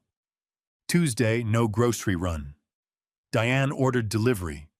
$63 minimum plus tip. Wednesday, the bathroom faucet that had been running slow for 3 weeks finally reduced to a trickle. Brandon watched a YouTube video and attempted to fix it himself. He made it worse. A plumber came Thursday. $240. Thursday. Cooper's field trip permission slip sat unsigned on the counter because nobody remembered it. His teacher called Diane at work. Diane left another meeting early. Friday, Rosie came home to an empty house for the first time. She was 12 minutes alone before Diane arrived. But Rosie told me those 12 minutes felt very long. I did not feel satisfaction hearing any of this. I want to be clear about that. What I felt was a dull, heavy sorrow at the distance between the life I had been helping hold together and the gratitude that had never come to meet me there. Diane called me on the Friday evening. I let it ring. She left no voicemail. Then she called Maggie. Maggie answered. I heard one side of the conversation from the kitchen doorway. Maggie's voice steady and careful. I understand, Diane. Then, yes, I know it's hard. Then after a long pause where I could hear Diane's voice on the other end, going faster and higher. Sweetheart, your father didn't leave. He's right where he's always been. The question is whether you can see that now. Diane said something else. Then the call ended. Maggie set her phone on the counter and looked at me. She's struggling, Maggie said. I know, I said.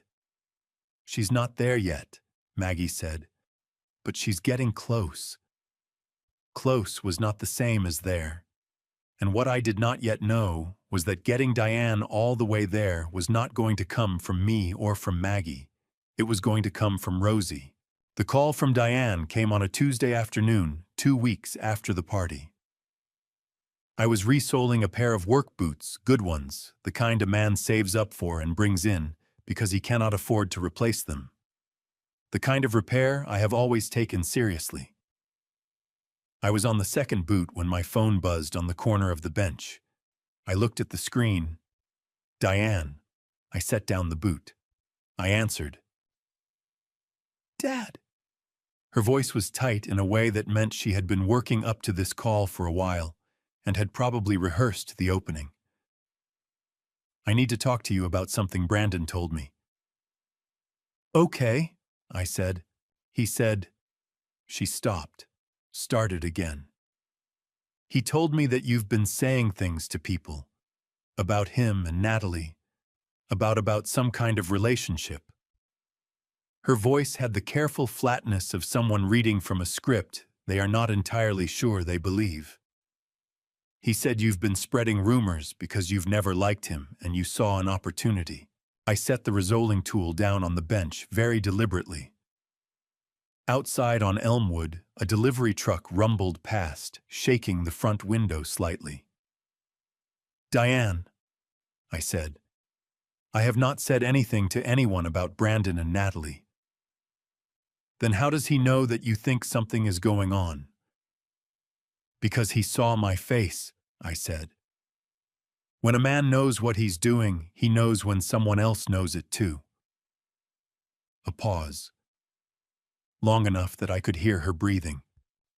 Dad, he cried, she said, and her voice cracked slightly on the word. When I asked him about it, he broke down completely.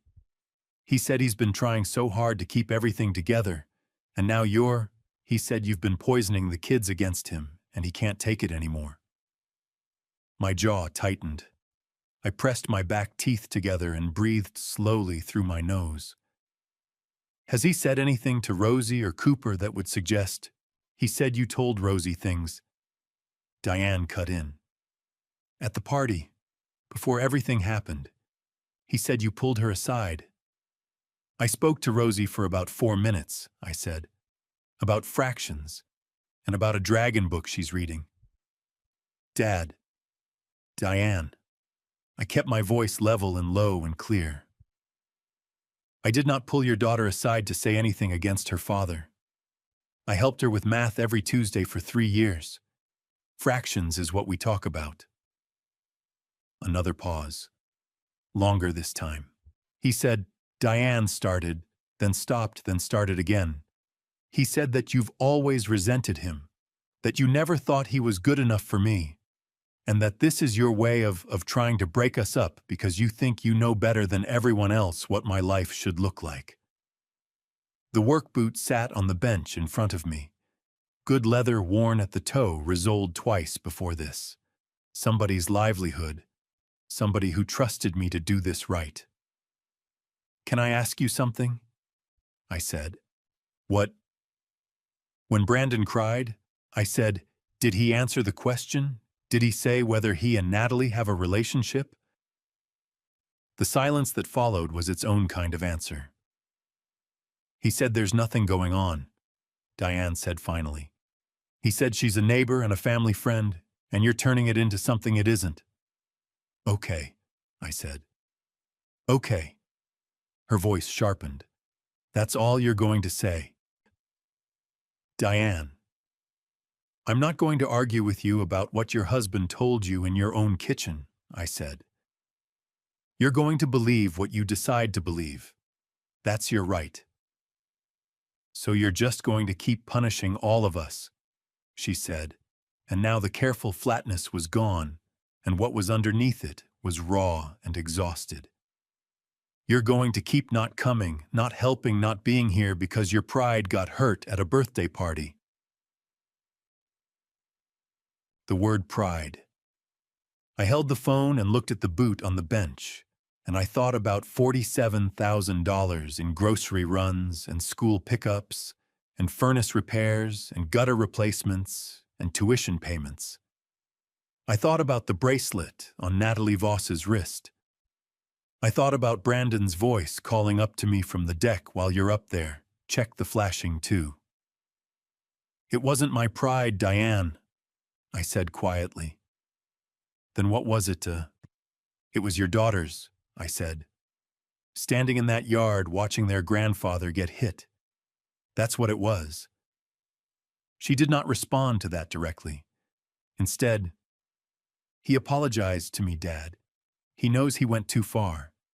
He's going to be better. I'm glad to hear it, I said, but you're still not coming back. Not yet, I said. No. Her breath came out sharp. I can't keep doing this without... She stopped herself. Without what? I asked. Another silence. Then quietly, almost to herself. Without any of the things I didn't realize you were doing. It was the closest she had come to saying it plainly. I did not push. She was not ready to say it all the way, and pushing someone toward a truth before they can hold it themselves only makes them drop it. I love you, Diane, I said. That has not changed. Then why does it feel like punishment? Because you're feeling the weight of something that was always there, I said. You just never had to carry it before. She hung up shortly after. I held the phone on the bench beside the boot, and I sat with the specific exhaustion of a man who has said what is true and knows it will not be enough. Not yet. Not from this direction. Maggie appeared in the shop doorway at 5:30 with 2 mugs of coffee. She read my face in the 3 seconds between the doorway and the bench. Then Brandon explained everything, she said. Not a question. He cried, I said. Her expression did something complicated. And she believed him. Enough to call me, I said. Not enough to be certain. Maggie set the mugs down and pulled up the customer stool. She sat across the bench from me, both hands wrapped around her mug, and looked at me with the steady eyes that have always been my truest compass. Ed, she said, the truth doesn't need us to push it. It just needs time. I picked up the boot. Found my place in the risole. Pulled the first stitch through. How much time? I said. Maggie's mouth curved into something that was not quite a smile. Less than you think, she said. Rosie's paying attention. I looked up at her. She looked back at me over her mug. Outside on Elmwood, the late afternoon was going gold through the shop windows, turning the dust in the air into something almost beautiful. The call came on a Tuesday evening in the third week of August. Not from Rosie this time. From Diane. Maggie and I were at the kitchen table finishing a pot roast, the slow cooker kind, with carrots and potatoes, and a bay leaf, the recipe she has made every other Tuesday for 30 years. My phone buzzed beside my plate. 8:14 p.m. Maggie looked up. I answered, "It's your dad." Her voice was not tight and rehearsed like the last time. It was broken open. Raw in the specific way of someone who has just had something very large removed from their chest, and the wound is still fresh. "Can you talk right now?" I pushed back from the table. "I'm right here." "What happened?" A sound came through the phone that was not quite a word, the sound of someone who has been holding something too long, and their arms have finally given out. "Rosie told me something tonight," she said. I looked at Maggie across the table. She set her fork down. "She told me she's been seeing Brandon go to Natalie's house, in the mornings, when you used to take them to school." Her voice fractured. "He told her not to tell me, that it was adult business, that she wouldn't understand." "Where is she now?" I asked. "No, in her room. Cooper's asleep." A pause. "She cried when she told me. She kept saying she was sorry like it was her fault. I held her and told her it was not her fault, and I don't know what to." She stopped. Drew a shuddering breath. "Dad, what do I do right now?" I said, "You go back to Rosie's room. You sit with her. You tell her she did nothing wrong, that she was brave, that telling the truth was exactly right. And then you let tonight be tonight," I said. "You don't have to solve all of it right now." A long pause. Then, "Did you know I thought about the blue Audi on Maple Road at 6:03 in the morning? Maggie's manila envelope. The $795 bracelet. I had reason to believe something was wrong," I said. "I didn't have the right to tell you before you were ready to hear it." Diane made a sound halfway between a laugh and a sob. "That's such a dad answer." "It's the honest one," I said. "I confronted him," she said. "He denied everything, said Rosie misunderstood, said kids her age have active imaginations, and she probably saw him dropping off dry cleaning." The slow cooker hissed on the counter. I pressed my back teeth together. "Dry cleaning," I said. "At 6 in the morning," Diane said. "From a neighbor's house." A pause with something shredded in it. And the worst part, Dad, for about 30 seconds I almost let myself believe it. Because believing it would have been so much easier than this. "I know," I said. But then I thought about Rosie's face when she told me. She was terrified to say it, and she said it anyway. That is not a child making up stories about dry cleaning. "No," I said. "It isn't." He left after I told him I didn't believe him, grabbed his keys and walked out. Her voice wavered. "I don't think I want to know where he is tonight." "That's okay," I said. "Dad." A long pause. "I'm sorry about what I said at the party, about asking you to let it go." Her voice went very small. "I knew, I think. Somewhere underneath everything, I knew something wasn't right. And I chose him anyway because I was scared. And you got hurt because of it. In front of everybody." My throat tightened past the point where words came easily. "Diane." "No." Gentle but firm. "Let me finish. You drove through blizzards for us. You fixed things at 2 in the morning. You sat at that plastic table at Rosie's party and didn't make a scene and didn't say a word. You didn't have to say. And then he hit you, and I told you to let it go. Her voice cracked all the way open. I told you to let it go, Dad. I pressed the back of my hand against my mouth for a moment. You were scared, I said when I could. That doesn't make it okay. No, I said. But I understand it. And I love you. Both of those things are true at the same time. She cried then. The real kind, the kind that has been building for weeks and has finally found the exit. I held the phone and listened to my daughter cry from 8 miles away and wished I could do something about the 8 miles. Maggie was watching me across the table, her face doing everything it always does when one of her children is hurting. Brow pulled down, jaw tight, eyes bright with a grief that belongs entirely to someone else. I reached across and touched her hand. She turned her palm up and held mine. When Diane's breathing steadied, I said, "Go be with Rosie.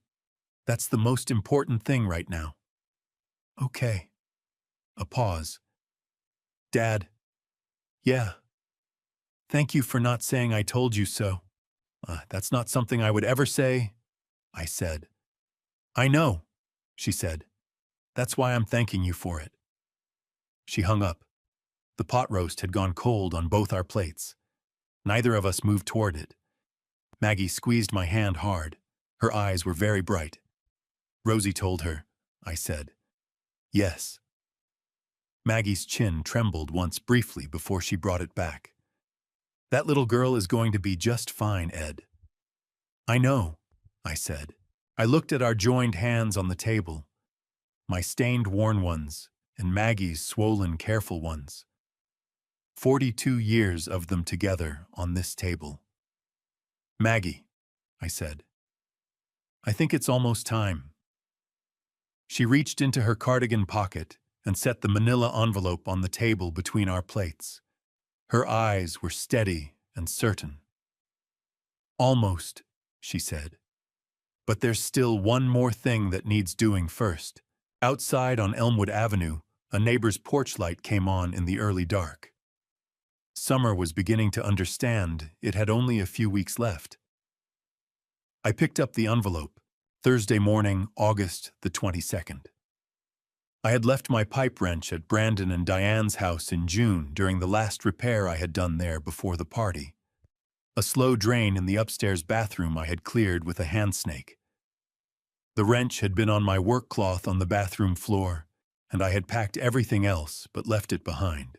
I needed it that afternoon. A customer named Gerald, a retired postal worker who brought his shoes in every spring and fall and always stayed to talk for 20 minutes, had a leaking pipe under his kitchen sink. Gerald was 81 and lived alone, the kind of man who would let a small leak become a large one rather than bother anybody. I called Diane first. She told me to come by. Brandon had been staying at a hotel since Tuesday. I drove to Amherst at 9:15. Diane let me in, looking like someone who had slept 4 hours in 2 days. Hair back in a ponytail, coffee in one hand, laptop under the other arm. She squeezed my wrist briefly as I came through the door.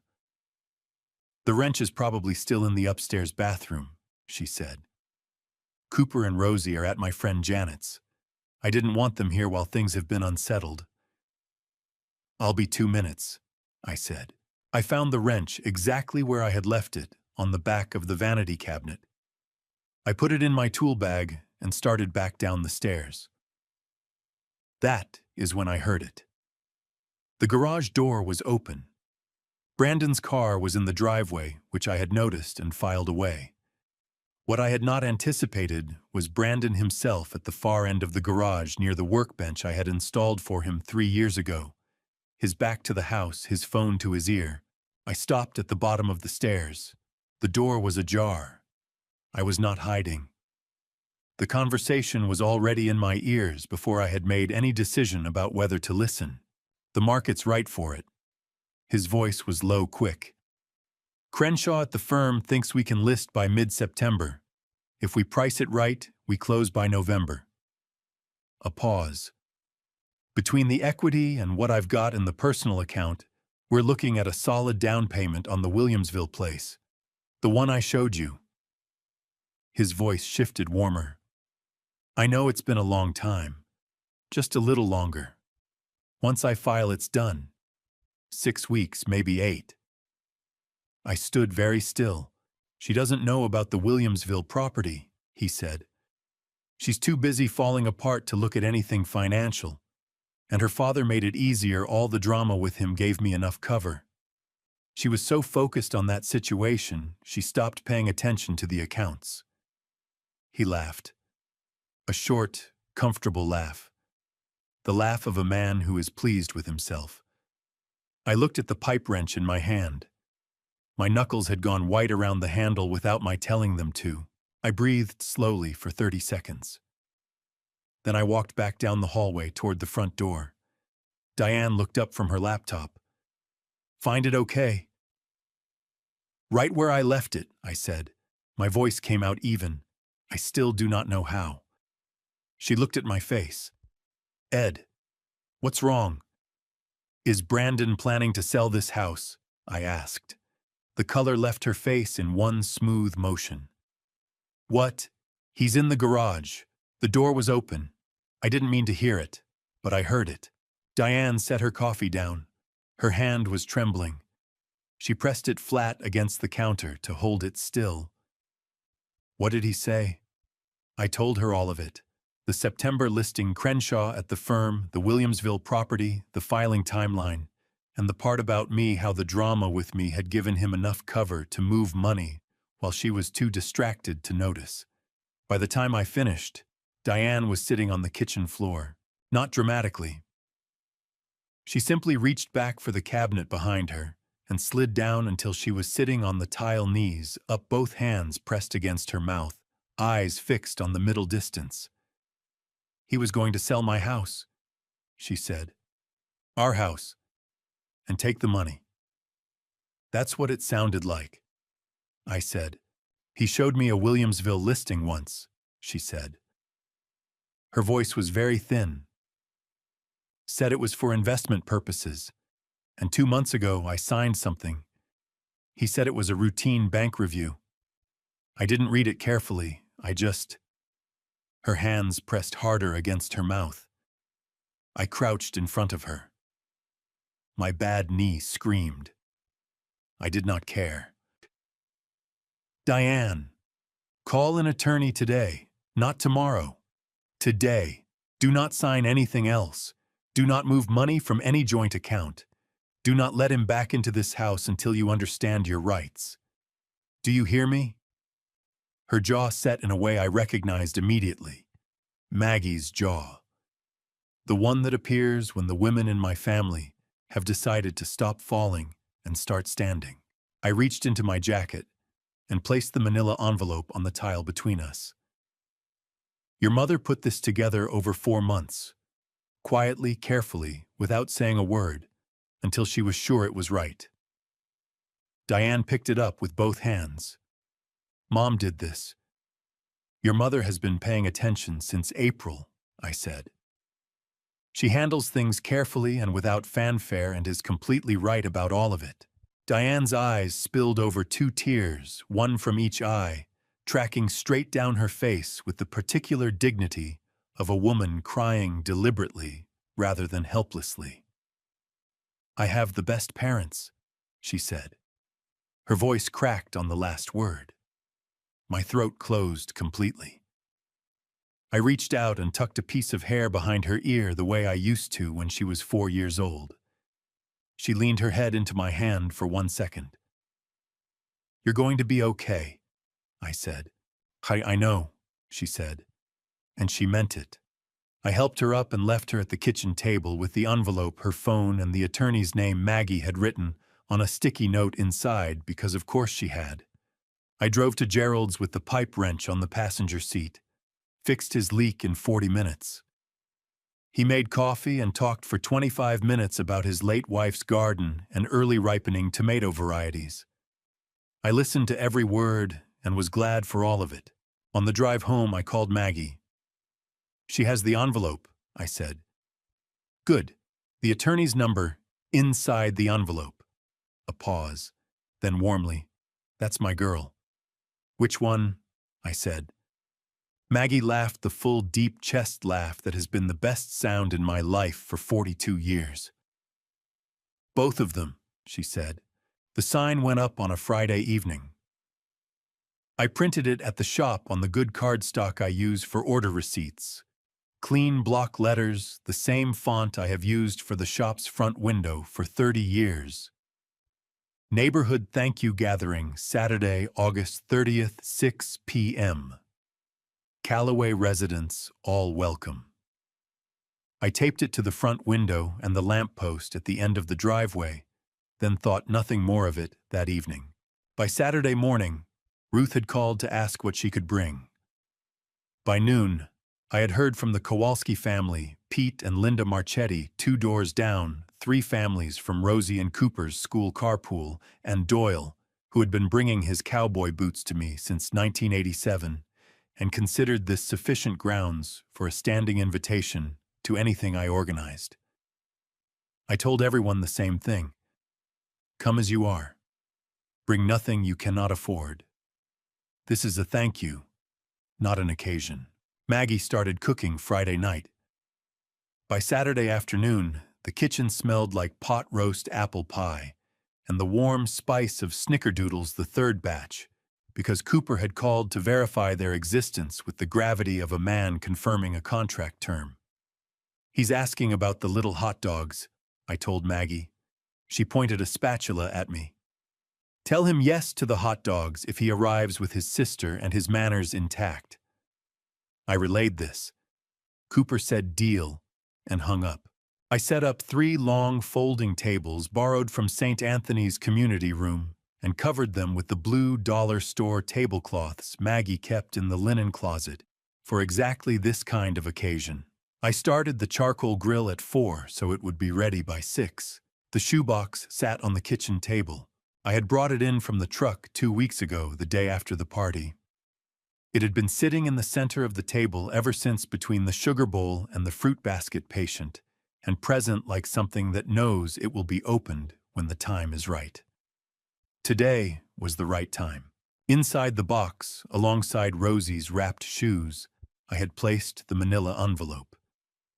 And added to it over the past 2 weeks, the mortgage refinancing document Brandon had had Diane sign in June, which her attorney had flagged as a fraudulent attempt to transfer sole signatory authority over the property to Brandon without Diane's informed consent. The financial records subpoenaed from the joint account, showing 17 transfers to a personal account Brandon had opened without telling Diane. And my brown notebook opened to the pages, recording every repair, every grocery run, every school pickup, every tuition payment, the 3 a.m. furnace call. I was not putting this on the table to be cruel. I was putting it on the table because Brandon Hurst had spent 6 years telling a story about me, the old man with shoe polish on his hands, who tagged along fixed things and was tolerated. The furniture, I was putting it on the table so that story would have nowhere left to stand. Guests arrived at 5:45. Ruth came first with her good walking shoes and a pan of lemon bars. The Kowalski family came in a single cheerful wave, 3 generations, the grandmother embracing Maggie on the front walk, with the warmth of 2 women who have survived many buffalo winters together. Pete Marchetti's teenage son went directly to stand near the grill with the instinctive gravity of young men around fire. By 6:15, the yard held 47 people. I counted because I am the kind of man who counts. Diane arrived at 6:20 with Rosie and Cooper. Blue dress hair, done eyes clear in a way I had not seen in weeks. She held my gaze at the gate and nodded once. I nodded back. Rosie came straight to me and put both arms around my waist without saying a word. I put my hand on the back of her head and let her hold on. Cooper went directly to Maggie and asked about the snickerdoodles loud enough for 12 people to hear. Brandon arrived at 6:32. Button-down shirt, pressed trousers, recently polished shoes. He surveyed the yard with the relaxed posture of a man who has assessed a situation and decided he can manage it. He extended his hand to me at the gate. Firm. 2 pumps. Ed. Good of you to do this. Really. Glad you could come, I said. He moved into the yard, shaking hands with Pete, accepting a beer from the cooler, putting his arm around Diane's shoulders. I watched Diane's jaw tighten by exactly the degree she was permitting it. I watched Rosie near the food table watch her father with an expression that had aged 10 years in 3 weeks. Maggie appeared at my side and handed me an iced tea. He thinks this is a peace offering, she said quietly. I know, I said. Is Natalie coming? And Ruth invited her, I said. I asked her to. Natalie never misses a neighborhood gathering. Ruth said she prides herself on it. I needed her here tonight. Maggie looked at me over her glass. A long moment passed. Then I suppose we're ready. The evening moved the way good evenings move food and laughter and the low background music of cicadas in the maple tree. Children ran between adults' legs. Someone told a joke near the grill, and 3 people laughed at once. I tended the grill. I refilled drinks. I moved through my yard among my neighbors, and I smiled at everyone and meant it. Because these people, Ruth, Pete, Doyle, the Kowalskis, these people were the living record of my life on this street. At 7:15, I set down my tongs. I went inside. I came back out carrying the dark green shoebox. I set it on the center table. I picked up the small wireless microphone Ruth had lent me from the community room kit. 47 people. The yard settling into quiet the way it always does when someone picks up a microphone. Brandon, near the back fence with his beer, looked over. I began to speak. I started with gratitude. That part was not performance. Most of you have known me for a long time. I said into the microphone, my voice steady and unhurried. Some of you have been bringing your shoes to my shop since before your kids were born. Some of you have been my neighbors since Maggie and I moved onto this street 31 years ago. I wanted to do this tonight because I think we forget sometimes to say thank you out loud to the people who have made our lives work. I looked at Ruth first. Ruth, you have walked past my house every morning for 15 years and always waved. That is a smaller thing than it sounds, only if you have never spent a winter in Buffalo feeling invisible. Ruth pressed her hand to her heart. Her eyes went bright. Mrs. Kowalski, when Maggie's knee was bad 2 winters ago, you picked up her prescription 3 Tuesdays in a row without being asked twice. I have not forgotten that. Mrs. Kowalski squeezed Maggie's hand. Maggie squeezed back, her jaw set in the way that means she is feeling something she has decided not to cry about. I worked through the yard slowly. Pete Marchetti, who had helped me replace a fence section on his Saturday without charging me. Doyle, who had sent 17 customers to my shop over the years. The Hendersons, whose son had shoveled our walk twice this winter without being asked. Brandon was still near the back fence, beer in hand, smile still assembled, but tightening at the edges. Watching me the way a man watches something he cannot yet categorize. Then I turned to Diane. I want to thank my daughter. Raising her was the second best thing I have ever done. The first was convincing her mother to marry me. A murmur of warmth moved through the yard. Maggie made a sound that was almost a laugh. Diane taught me things about patience I did not know I needed to learn. She is stronger than she believes, and she is going to be fine. Diane had gone very still. Her eyes were fixed on my face, full her chin, doing the small, controlled tremor of someone holding themselves together, by decision rather than ease. I let that land. Then I reached into the shoebox.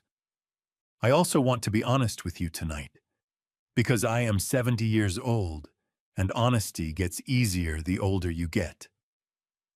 The quality of attention in the yard shifted, tightened, leaned in. I have spent 6 years supporting my daughter's household. I drove here at 5 in the morning to take my grandchildren to school. I shoveled their driveway before their father's car needed to leave. I fixed their furnace at 2 a.m. in January when it was 12 degrees outside. I kept my voice level. I am not telling you this for credit. I am telling you because what I did was invisible, and invisible things have a way of being mistaken for nothing. I opened the brown notebook. The 847 days of school pickups, 23 repair jobs, 41 grocery runs, 14 months of mortgage assistance, 3 tuition payments, and 1 furnace installed at 2 in the morning that the man of the house acknowledged by coming downstairs to ask if it was working and then going back to bed. Brandon set his beer on the fence post. 3 months ago, at my granddaughter's birthday party, in front of 50 guests, I was struck across the face by my son-in-law because I asked him not to pull my 10-year-old granddaughter by the arm. He told me I was nobody, that fixing shoes gave me no standing. I paused, and my daughter asked me not to make it bigger because it was a birthday party. I took out the manila envelope. I am not here to make it bigger. I am here so every person in this yard knows the full picture. Not my version. The documented one. 4 photographs. Timestamps between 5:45 and 6:15 a.m. Brandon's vehicle in front of the house across the street. On mornings he had told Diane he was leaving early for work. A hotel receipt. February 14th. A personal account Diane did not know existed. Valentine's Day. A jewelry invoice. $795.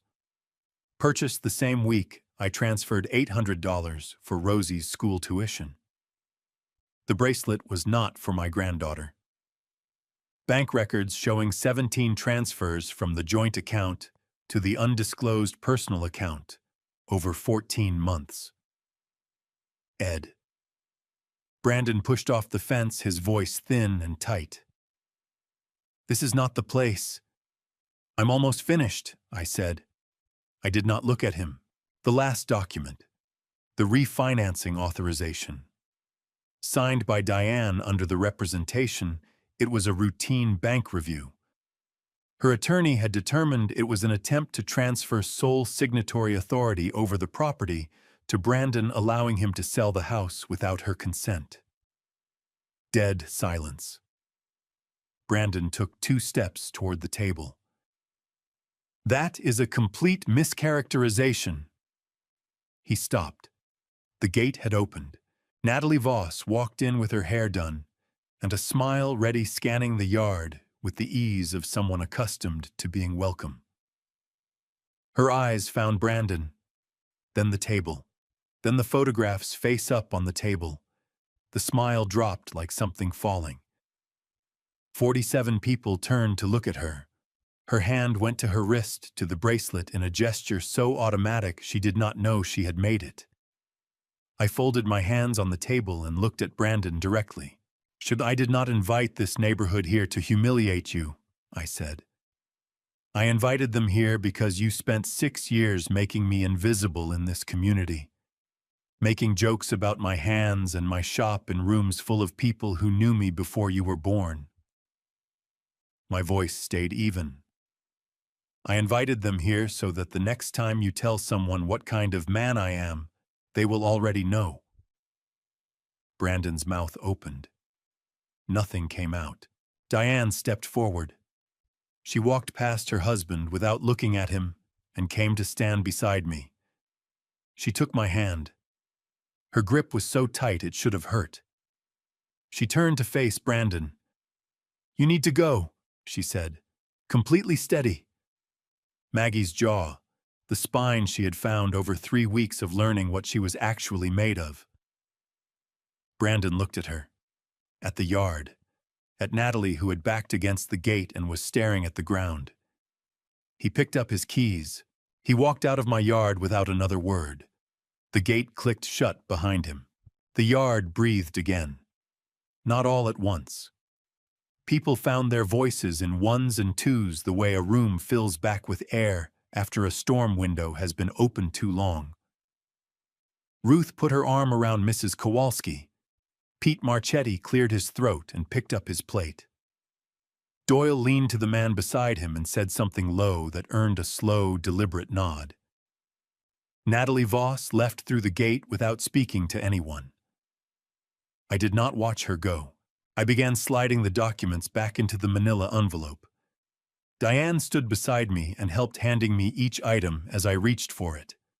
Her movements precise in the way of someone who has come through the far side of shock and found that things are suddenly very simple and very clear. "Are you okay?" I asked quietly. "Ask me in a week," she said. "Then yes. I think so." "Yes." Cooper appeared from somewhere in the crowd and burrowed between us, wrapping one arm around each of our waists, pressing his face against my side. 7-year-olds sometimes understand that a hug is the only correct response. When they do, it is remarkable.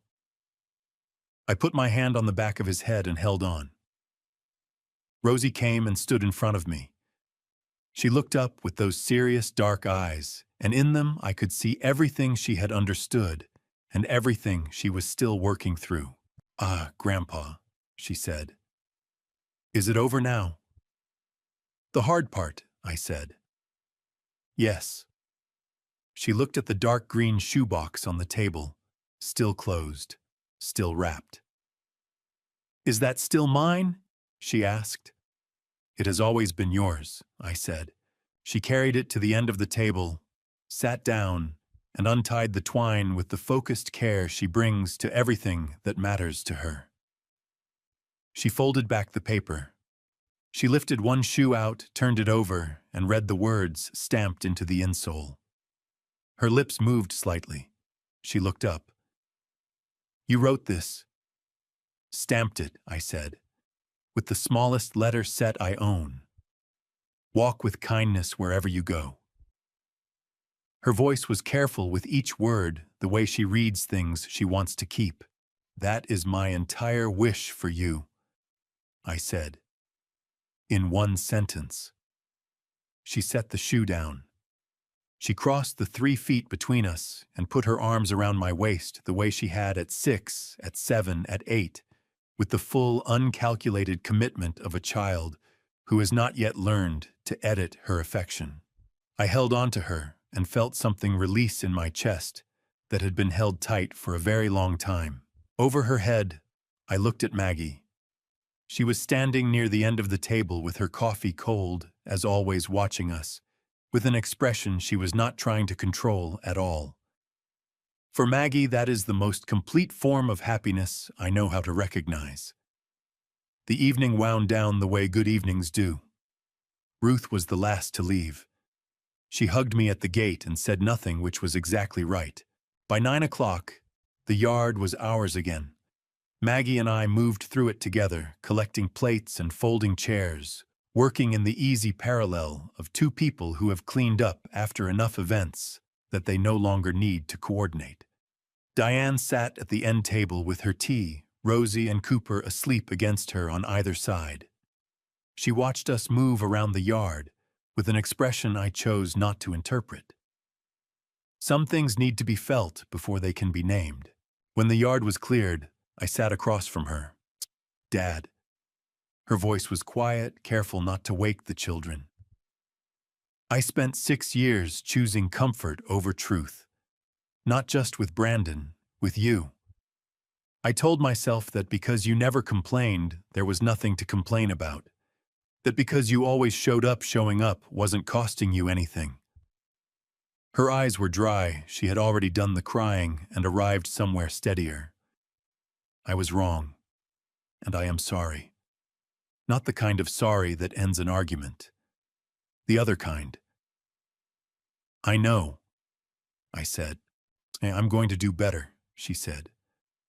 I don't know exactly what that looks like yet, but I know what it doesn't look like. That's a good start, I said. Maggie sat down beside me. Her hand found mine under the table. I held it. In the weeks that followed, the things that needed to happen, happened. Brandon vacated the house at his attorney's direction.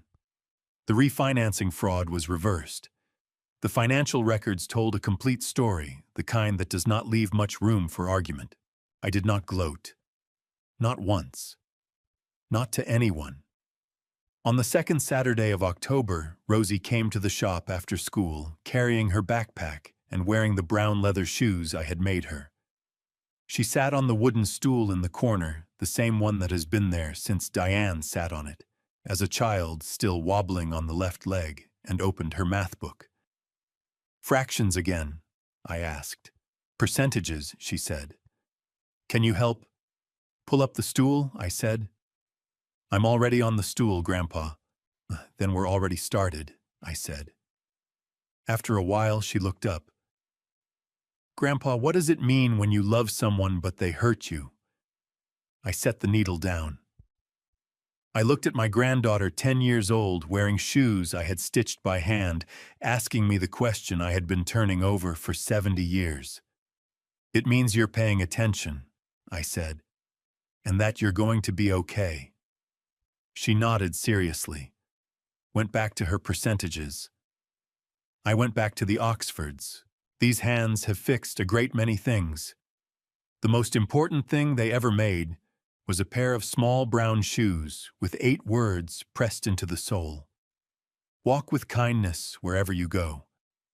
That is all I ever wanted to leave behind. There is something I have learned at 70 that I wish someone had told me at 35. Kindness is not the same as invisibility. Showing up for the people you love is not the same as agreeing to disappear inside that love. I spent 6 years believing that staying quiet was the same as keeping peace. It was not. It was just quieter damage accumulating in places nobody thought to look. I am not a perfect man. I waited too long. I absorbed too much. I told myself that patience was virtue when sometimes it was simply fear of the scene, fear of the cost, fear of what honesty would ask of the people I was trying to protect. If you are carrying someone else's life on your back right now and doing it in silence and calling that love, I want you to hear this.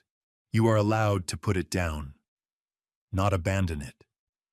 Put it down, look at it clearly, and decide what you are willing to carry and what requires a conversation first.